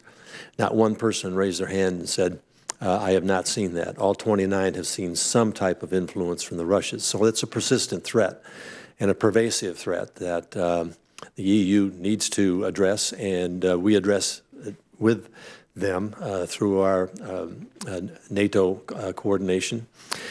But I think the warning is there. I think the nations are aware of the threat. We see some issues that threaten some of the alliance coalition. Turkey is a member of NATO, and yet we're having some issues with Turkey. They're in a very geostrategic point in the world, and we've been happy to have them with NATO, so we'd like to keep them there. I don't know if I'm directly answering your question. I just said you are. What about within the domestic politics of those countries, the autocratic impulses, you know, whether aligned with Russia or not aligned with Russia? Well, I think there's a lot of wariness about aligning with Russia, whether you're authoritarian leadership or not. We have seen some countries leaning in that direction, raising issues as to the strength of the alliance. A lot of that is related to the economy, to trade matters, to a number of issues beyond just the military. In the minute I have left, Director, if it's okay, I wanted to switch to potential dual-use capabilities that China may attain through its One Belt and Road initiative. Recently, there were reports that China may press Pakistan for military access as Pakistan falls more and more into China's debt. I'm concerned about data and access China may control through digital infrastructure projects in countries around the world. What is the IC's assessment of potential dual-use aspects of China's Belt and Road Initiative, and what threats do they pose to U.S. interests? Well, I'd like to also and where, I would say. Well, you can look at the globe. It's called One Belt, One Road, and it's global. And you can look at the map and see a lot of strategic places where China has a real interest in perhaps a dual effort to not only provide infrastructure support, loan support for ports, airports, roads, a lot of infrastructure, loans for to help with their economy, but also interests in placing strategic military positions. We've seen that take place off the Horn of Africa. We've seen China looking at different, and if you look at the spots where they're engaging in, you see some geopolitical and military aspects, and with that, so it is dual. And I'd like to turn to General Ashley to give you a better detail of what that looks like. So we can talk at a classified session about the nature of the relationship with Pakistan. I think we can illuminate what you're seeking there. In terms of dual-use technologies, there's a multitude of things out there, and it's not necessarily germane to the Belt and Road Initiative. It's where they're investing, and part of that investment is how they're garnering intellectual capital globally. But think about quantum from a communication standpoint, from a computing standpoint, from a sensing standpoint, what those advanced sensors could do. If you look at genetics, bioengineering, so there's a multitude of things, whether it gets into human engineering, it gets into how do you cure diseases, but at the same time, there's kind of the flip side, nefarious aspect of that. And so there is a plus and a negative side to the risk in the medical. There's agricultural aspects of that, which are very positive, but could have a negative impact as well. So there's a number of things in terms of advanced technologies where they are investing that have dual-use capabilities that will really mature over the course of the next decade. Senator Blunt. Thank you, Chairman. Thanks to all of you. I want to join everybody in thanking you for what you do and the important service that you provide in securing our freedom and the freedom of lots of other people. General Ashley, I know we lost a St. Louisan in Syria as part of your defense intelligence operation, and certainly reach out to their family and to the families of all who serve, who put themselves at that level of risk. Director Cardillo, in the, actually I saw 60 Minutes over the weekend talked about small satellite data, about all the commercial imagery available. I think if there's, as you come for what's your last likely appearance in this job before this committee, if there's a legacy that you're leaving, it's bringing the commercial data community in a way that we're taking advantage of what's out there that we don't have to produce ourselves. But as we do that, what concerns do you have about cyber activity that might in some way impact that data or the data that we get in other places? How would you describe your concerns about cyber as it relates to commercial data that you've made great steps in using, and the other geospatial that we produce ourselves that may be disrupted before it gets analyzed with information that's not really there? Thanks, Senator, for the question. I don't think there's a more important issue on my desk, or I would offer the desk of my colleagues here, and that is at the heart of our profession is integrity and credibility, reliability. That's how we get invited to meetings. That's how we get invited back to meetings, to provide a sense of confidence to those that we serve to help them make decisions. What you just described is both an opportunity. That's the connection with new partners, non-traditional sources, small and large companies and universities, et cetera. Every one of those connections is also a threat or a risk, because if I'm now plugged in to this new source to gain benefit, understanding, coherence, I'm also plugging into every aspect of vulnerability that they have. So we work on this very, very hard. I obviously count on the experts at NSA and FBI on the digital domain and the hygiene that's necessary. I will also say, because it was brought up before, this issue of deep fake, as that technology advances, and it will, I do worry about as a community that needs to seek the truth and then speak the truth, in a world in which we can't agree on what's true, our job becomes much more difficult. And so, go back to your question, we have to do a better job at protecting what we do so that when we do show up, you have the confidence, you know where it came from, you know how we handled it, you know who did or didn't affect or manipulate it. And so, again, it's an issue that's in the center of my desk and all of our concerns. In your plans, one more question for you, Director. In your plans for geospatial, the development of that new facility replacing a 75-year-old facility in St. Louis, which is fully redundant with what happens in Springfield, Virginia, the difference you're looking at there, I think 40% of the space in that plan is unclassified. How does IC work in an unclassified environment, and how would you calculate success in your future view of how that works, and why would it work that way in plowing some new ground in unclassified space in a classified facility? The short answer is very carefully. I'll expand. So some 4 years ago, when I stepped into this privileged position, I challenged our team to think differently about our value proposition in a world that is much more open now, in which there's many more sources of information, some good and some not so good. And so I coined a phrase that we need to succeed in the open. I modified that a few months later with some help of my teammates. I said, what we really need to do is succeed with the open.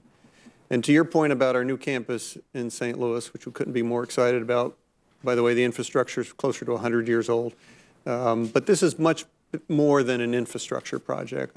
I think of this as a new canvas. It's almost 100 acres.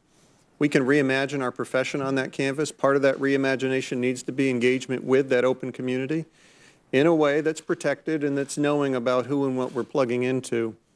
So we couldn't be more excited about the ability to take the opportunity that we have in St. Louis now to redefine that value proposition in a more open world, in a more connected world, in a world in which we're taking on sources that we know and sources that we need to double and triple check. And so the 40% you referenced is just an estimate that we have now. But we just want to build into that infrastructure knowing that we're going to have to work not just in but with the open. And so that's why we've laid out that marker at the beginning. And General Nakasone, how does this fit into what you do? The whole idea of GON, of individual personal geography, all the things that we didn't used to have access to that we have access to now, not only using it, but using it with confidence. Senator, I think your initial question with regards to the data security is a very important one in the terms of how do we ensure the integrity and assurance of the data that Director Cardillo and the men and women of the NGA have to be able to leverage every single day in support of a number of different requirements, whether or not it's policymakers, it's forward forces deployed. Our job is to make sure that that data is well protected, and we can rest assured that when we leverage it, it's the right time, at the right place, and the right data that we need to be able to utilize.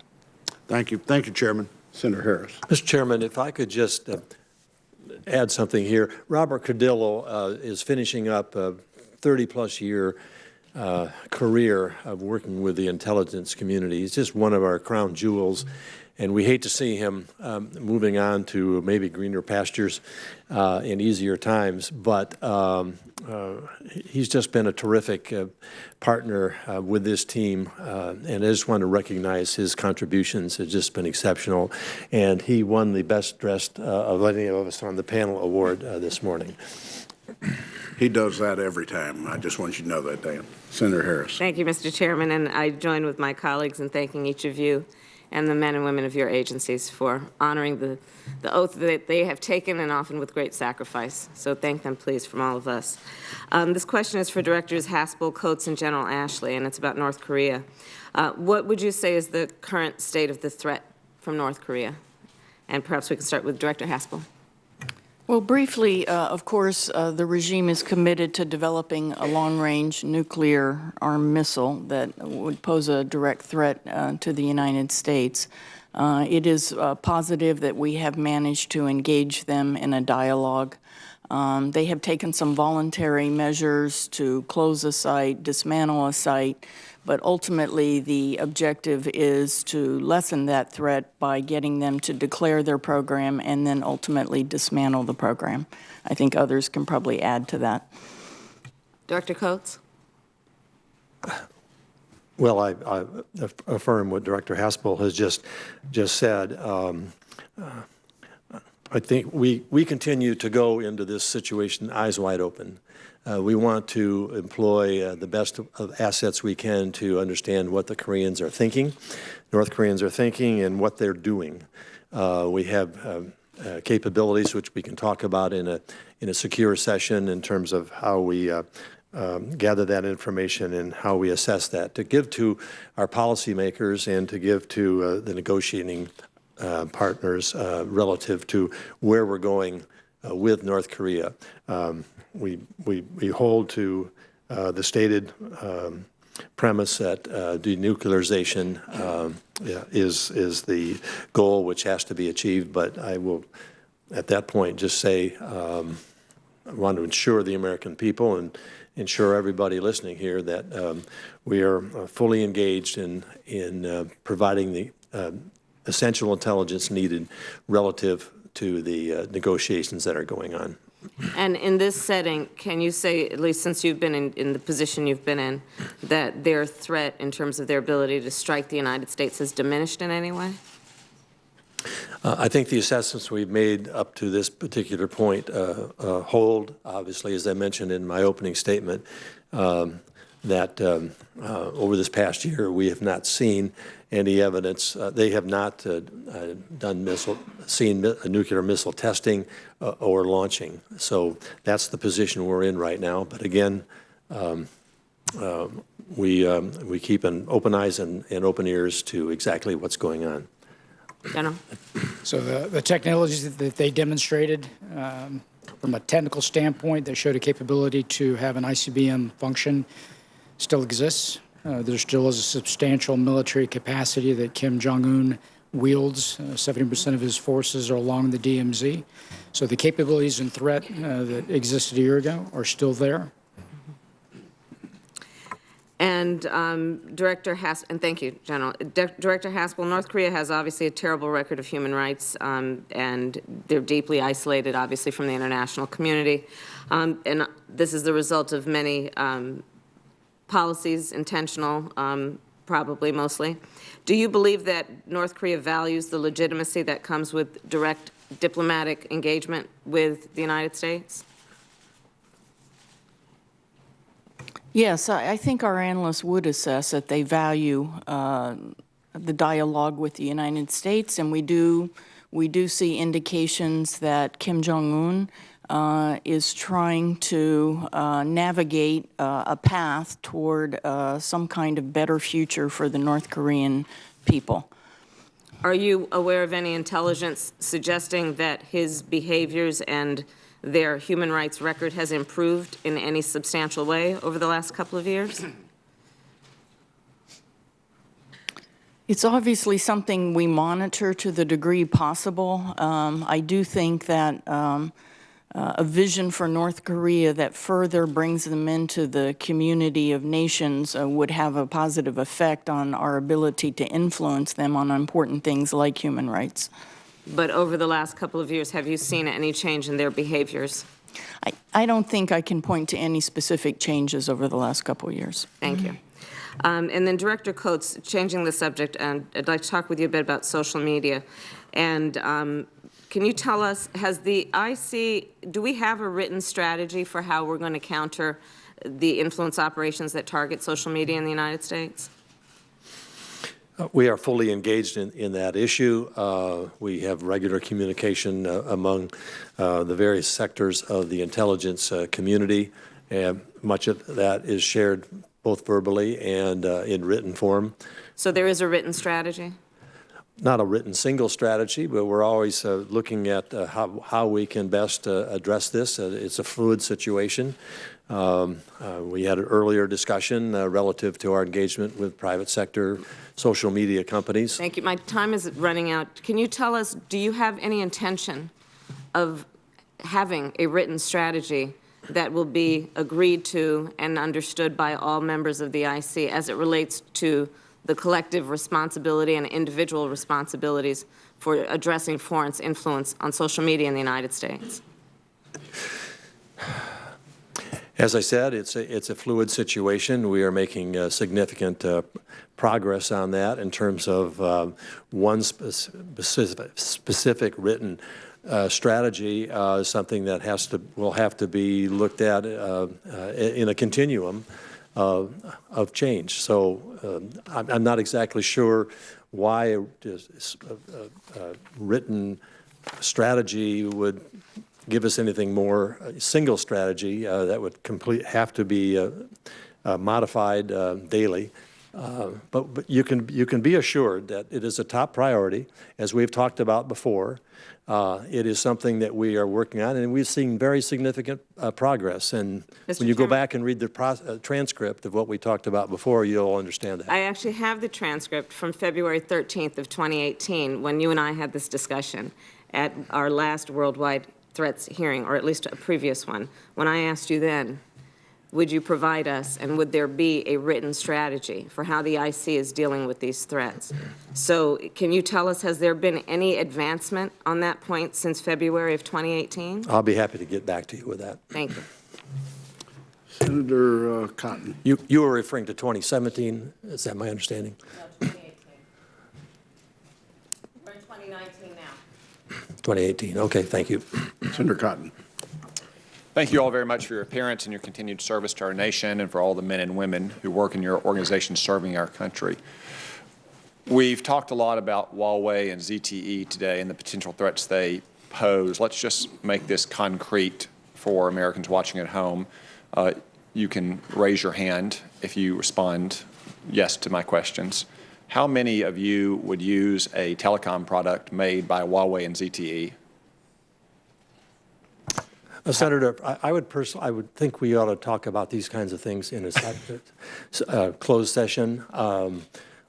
These are not all yes and no answers, and I think that there's information here that we could be better described in a closed session than an open session.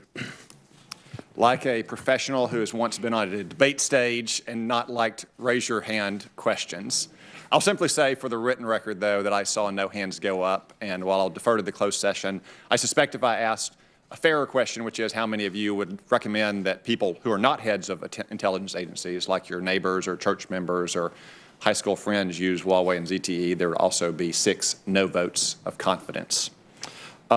Director Coates, in September, the House Intelligence Committee voted by voice vote, which I presume means it was bipartisan, not controversial, to send to you several dozen of their transcripts and their investigation into Russia's interference in our 2016 election, so they could release those pending your classification review. Where does that review stand? That's another issue which I would like to discuss in a closed session. Thank you. Director Haspel, we've spoken some about ISIS today. And the threat of ISIS if they were to reform. One ongoing threat from ISIS is that the Syrian Democratic Forces have a number of detainees from ISIS. Do you know how many detainees the SDF currently hold? Could you turn your microphone on, please? Sorry about that. Senator, we do know the number. In this forum, I'll say that they have hundreds of foreign fighters.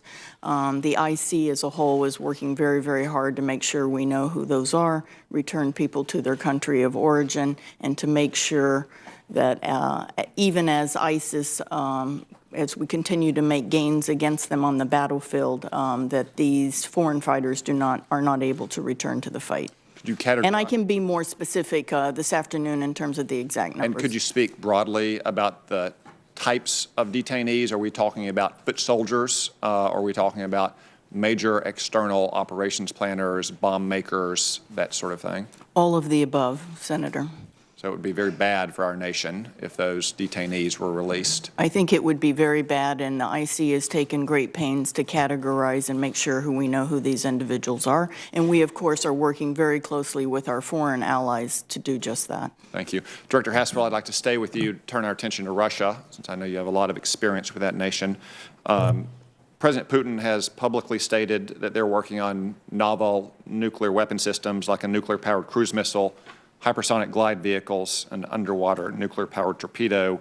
And just last month, he announced Russia's successful test of a hypersonic glide vehicle, which he called a new intercontinental strategic system. Is it the case that some of these systems are being designed to explicitly evade the constraints of the New START treaty? Senator, I believe, and I can go into more detail this afternoon, and I'm sure General Ashley would like to add, but I believe some of these systems have in fact been in development long before New START treaty. General Ashley, do you have anything to add?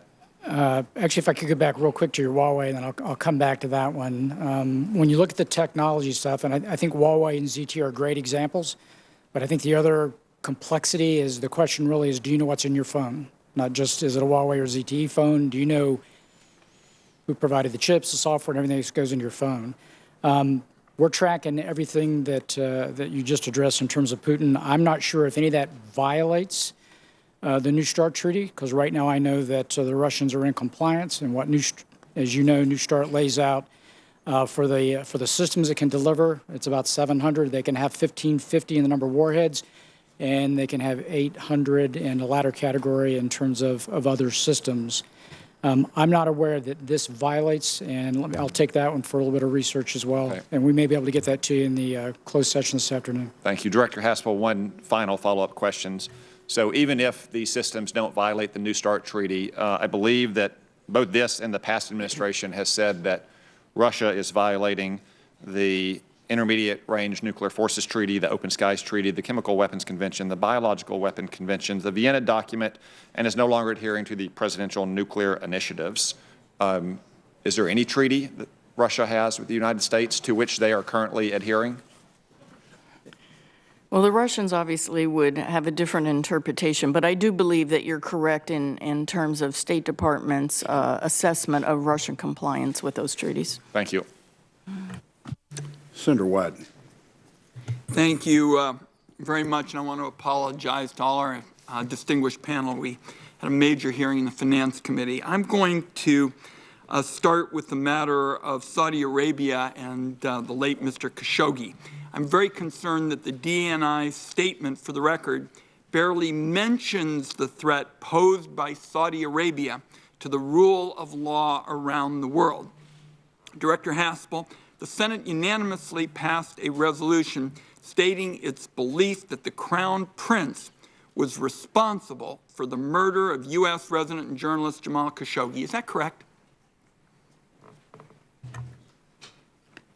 Senator, we can go into a little bit more detail this afternoon, but as you know, during the fall months, we spent a significant amount of time briefing and providing written products on our assessment of what happened to Mr. Jamal Khashoggi.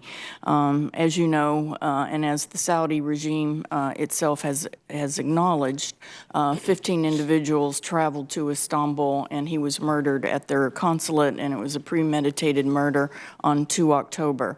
The trial in Saudi Arabia, I believe, has begun, but in terms of further detail on our assessment of involvement, I'll hold it till the afternoon session. Respectfully, Madam Director, the Senate unanimously passed a resolution that the Crown Prince was responsible. Was the Senate wrong?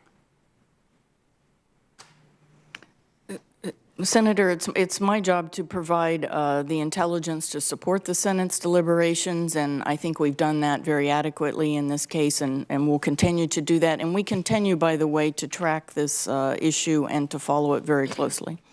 A question for you, Director Wray, and maybe other panel members. In my home state, there are alarming indications that the Saudi government has helped Saudi nationals accused of serious crimes flee the country. And this strikes us as an assault on the rule of law right here in the United States.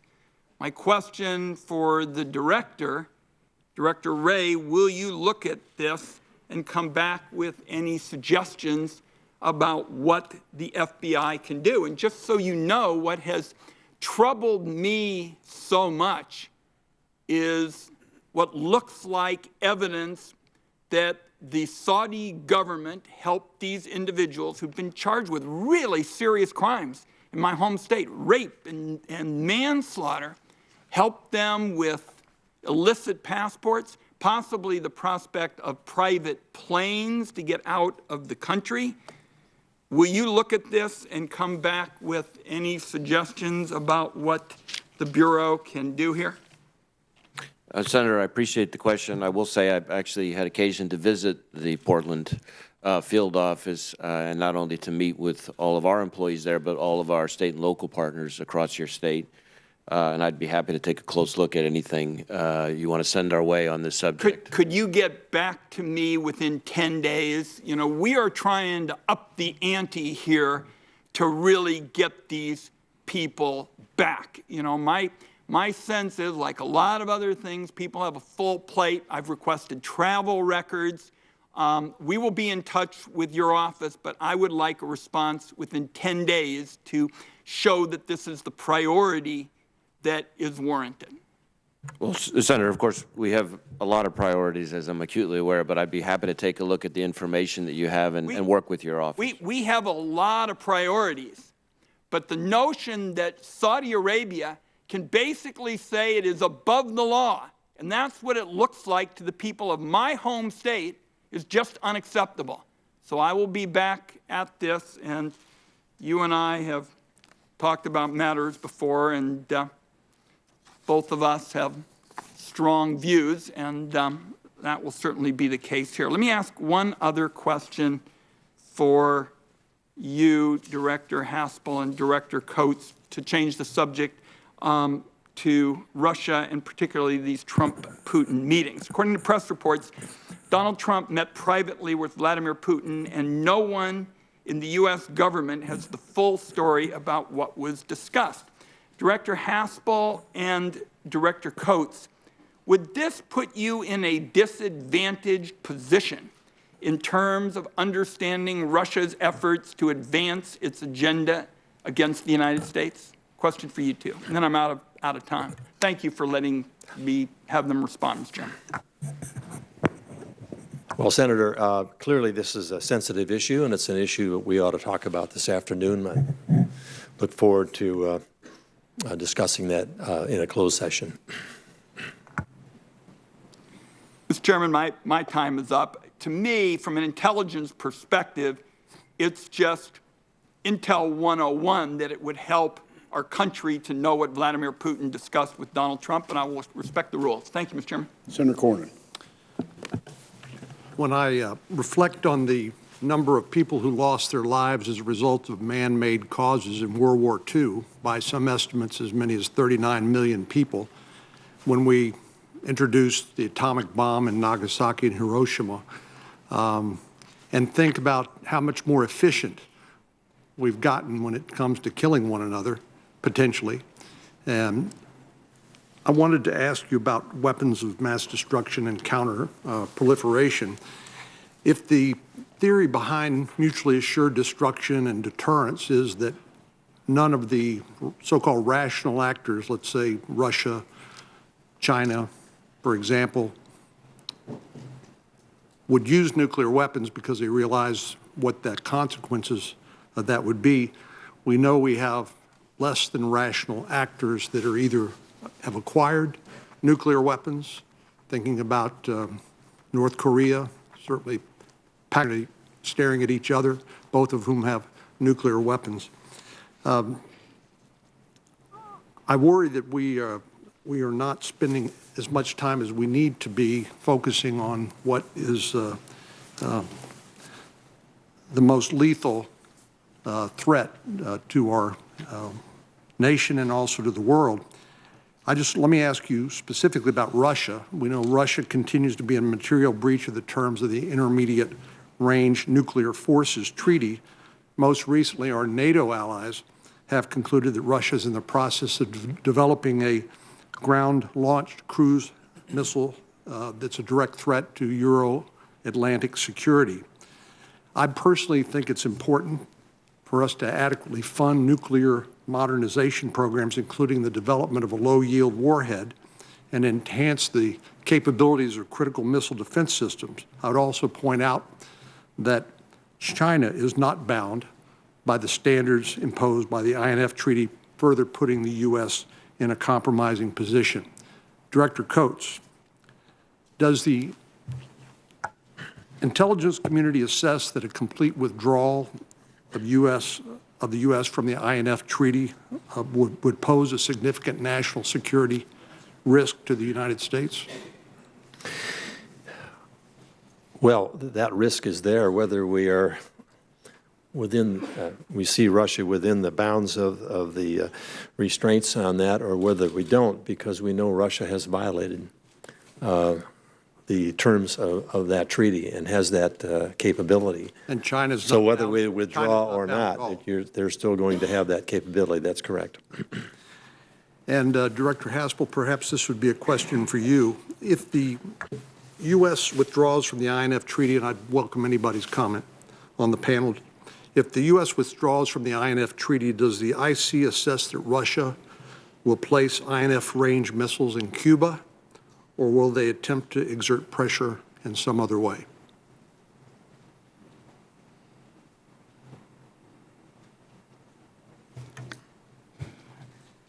Senator, what I can say, and perhaps we can go into more detail this afternoon, is we do see that Russia is very concerned about our decision to withdraw. We do see also consideration of ways they can push back due to their own concerns about our forward posture in Eastern Europe.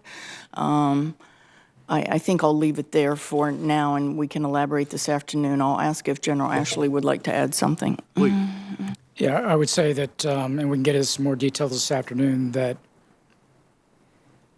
their actions are not consistent with the ground-launched cruise missile that you already spoke about. It has already been fielded operationally, so it is in utilization and available. Their actions and what they would do, I think, would be symmetric to anything we did to move additional capabilities forward. And then those particular symmetric actions we can talk about in a closed session. Would anybody on the panel care to talk about my statement with regard to production of a low-yield warhead? Maybe General Ashley, I don't know who would be the appropriate person. So the comment of whether we should be developing. Correct. Yeah, I'll have to leave that to the policymakers. What you alluded to is our ability to kill and some of the weapons that we've developed. And then the utilization and a strategy that we've heard in the past from the Russians of non-strategic nuclear weapons and whether or not a rational actor would use those kinds of weapons in the field. We know that the Russians have a first-use policy. The threshold where they think that the Kremlin would be at risk is probably what would drive that first use, whether they see that as an escalatory control measure that they would put into place. I'll leave it to the policy folks to determine, the utilization of one of those weapons. When we talk about the use of nuclear weapons specifically, one of the things that, the threshold is pretty high on their use, which is why we see the manifestations of things like hybrid war. And if you look at great power conflict, it kind of flatlined after World War II, and things that have taken place in the world order that has been kind of the outgrowth of Bretton Woods. That the other thing that has come to bear on keeping great power conflict at bay has been the development of nuclear weapons. Thank you. Last but not least, Senator Sass. Thank you, Mr. Chairman. Thank you to all 6 of you for being here. Thanks to your officers and to their families. You lead and represent a community of folks who often have family disruptions, and there aren't folks who know to thank them. So on behalf of this committee and the American people, thank you. General Nakasone, when you were confirmed before the Armed Services Committee, I asked you a question about whether or not Russia or China had ever suffered a sufficient response to their cyber aggressions to warrant behavior change on their behalf, and you said no, they had not. At this point, in a classified setting, how would you answer, in a non-classified setting, how would you answer that question today? So, Senator, I think the way that I would answer the question is, first of all, what has changed since you and I talked last year is the fact that I think that from our work collectively across the interagency and the government, we have been able to show effectiveness against primarily, in this case, the Russians as we take a look at our midterm elections. Whether or not that spawns long-term behavior change, I think that's still to be determined. But certainly this afternoon we can talk a little bit more about some of the things we have seen. Thank you for your work on that and your success. And I know, Director Coates, you're going to give us some briefing on that this afternoon as well. I know that a number of people on the committee have been anxious to get a more fulsome report of some of the successes of the IC from early November. And I would just like to publicly say, whatever portion of that we can declassify for the American people to know the successes of the U.S. government and of your community, I would urge that kind of declassification where possible. Director Wray, you have many priorities at the Bureau, but can you talk about threats we face with the long-term tech war, tech race maybe, against China? And domestically, when you think about Bureau priorities, looking at different Chinese actions inside the United States, how do you rank those priorities? Well, first, I would say that as I said earlier, that I think China writ large is the most significant counterintelligence threat we face. We have economic espionage investigations, for example. That's just one piece of it in virtually every one of our 56 field offices. And the number of those has probably doubled over the last 3 or 4 years. And almost all of them, not all of them, but almost all of them lead back to China. In addition to do you have anywhere near sufficient resources for all those investigations?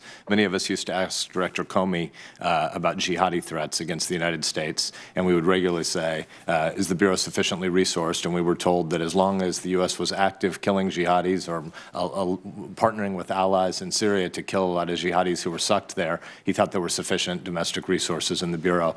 For counterintelligence and for corporate espionage purposes, are you sufficiently resourced?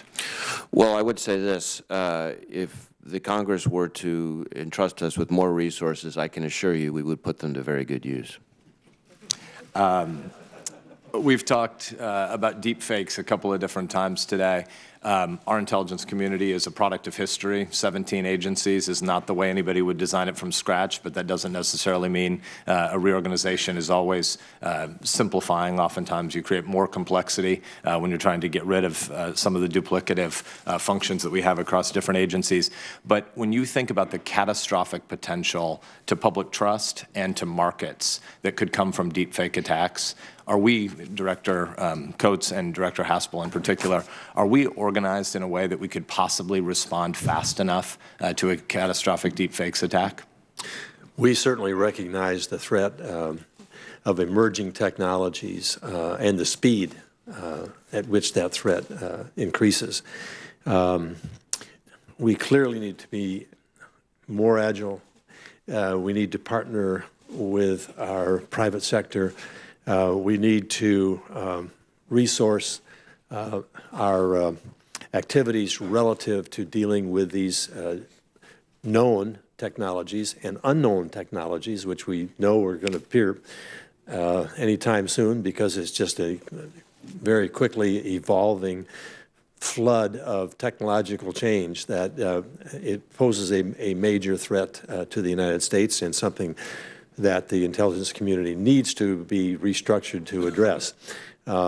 We are in a process of transformation right now, which incorporates 6 major pillars that we have to put resources and activity against and fast. Cyber, trusted agile workforce, artificial intelligence, private sector partnerships, data management, acquisition, agility. All 6 of these are major issues which we have to transform. We cannot rely on status quo where we are now. We're the best in the world. We have to stay the best in the world, but we've got real competitors. And technology is giving them the opportunity to shorten that gap very, very significantly. And so we have a dedicated commitment to this transformation to, it's called IC 2025. What do we have to be in 2025, but not let alone 2019 and 2020? And we are using that throughout all 17 agencies in terms of how we have to adapt to that. And that's a major change that this IC has to go through. But we're fully intent on making it happen. Thanks, Director. Before the chairman gavels out a rookie, Director Haspel, are you confident that we could respond fast enough? I think Director Coates captured it very well. I would say that while the IC is large and unwieldy in some respects, I don't think in my 34-year career I've seen better coordination or synchronization or collaboration among the agencies to try and stay abreast of the technological challenges. I hear that, and I've been reading Intel Daily now for 18 months, and the pace of upgraded game on the part of the community is a real testament to all of your leadership, but I still think the asymmetric exposure we have, where the barrier to entry for deepfakes technology is so low now, lots of entities short of nation-state actors are going to be able to produce this material and again destabilize not just American public trust, but markets very rapidly. And I think we need to be thinking about not just IC 2025, but IC 2021, 2020, 2019. If I could real quick just go back to our opening question from the chairman where he said, are you concerned about our protection of data? So how do you get deep fakes that are really, really good? Lots of data. That's how you train your algorithms. So it goes back to kind of where we started, the ability to protect that information, to preclude the training of those algorithms to a degree where you cannot tell the difference. And again, our challenge is, how do you build the algorithm to identify the anomaly? Because every deepfake has a flaw. At least now they do. Thanks, General. Thank you, Mr. Chairman. I just want to make one final brief and commend Director Coates on the ongoing efforts to make sure that we get through the backlog on the security clearance reform. The Chairman and I have worked on this very hard. We appreciate the progress that have been made. My hope is we can, I think we're down to about 500,000. I think that's still, we can do much, much better. And my hope would be that particularly any federal employee that might have had some level of a credit dinging due to the shutdown would not be penalized through that security clearance process for, again, actions, quite frankly, that they had no ability to remediate. It was our responsibility. We will continue to operate carefully with you also. You've played a major role in all of this. We have made some progress. It's not enough. It's not fast enough. Shut down, deferred some tasks that we could have accomplished if the process was opened, and hopefully we won't have to go through that again.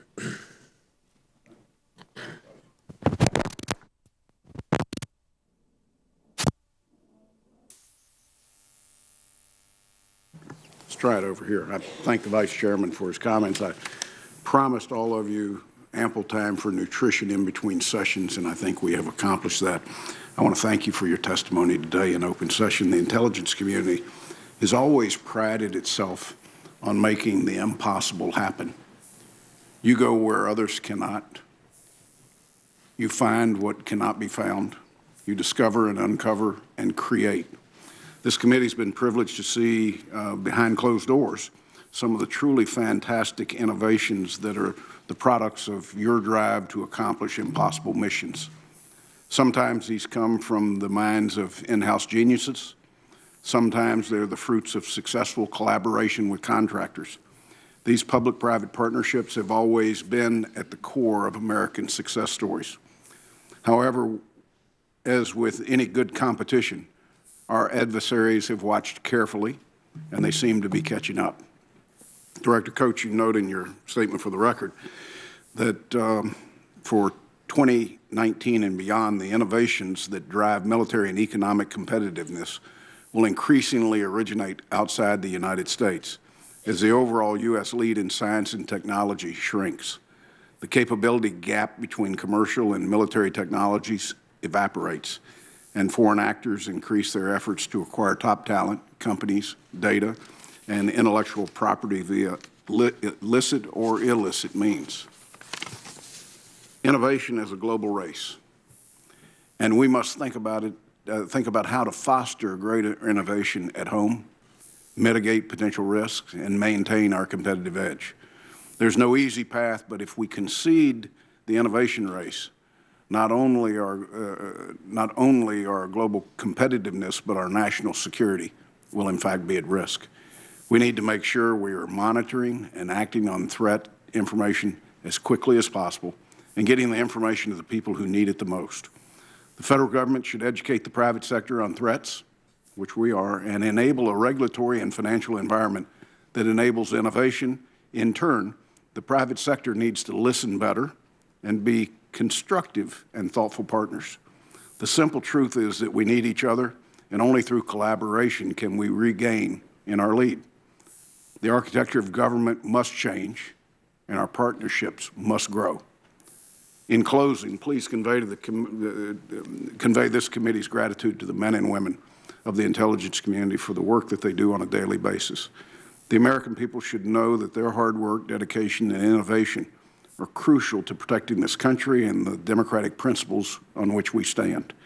Although the threats we now face are dynamic, varied, and numerous, I'm confident the intelligence community will continue delivering on their mandate to reduce uncertainty in an increasingly uncertain world. With that, this portion of the hearing is adjourned, and we'll gather again at 1 o'clock.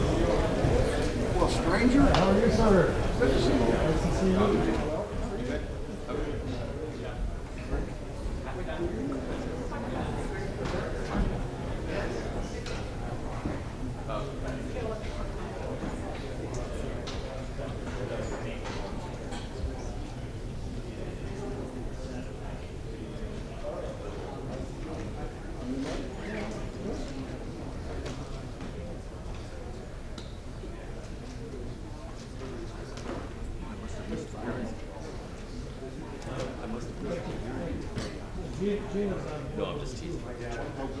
Stupid.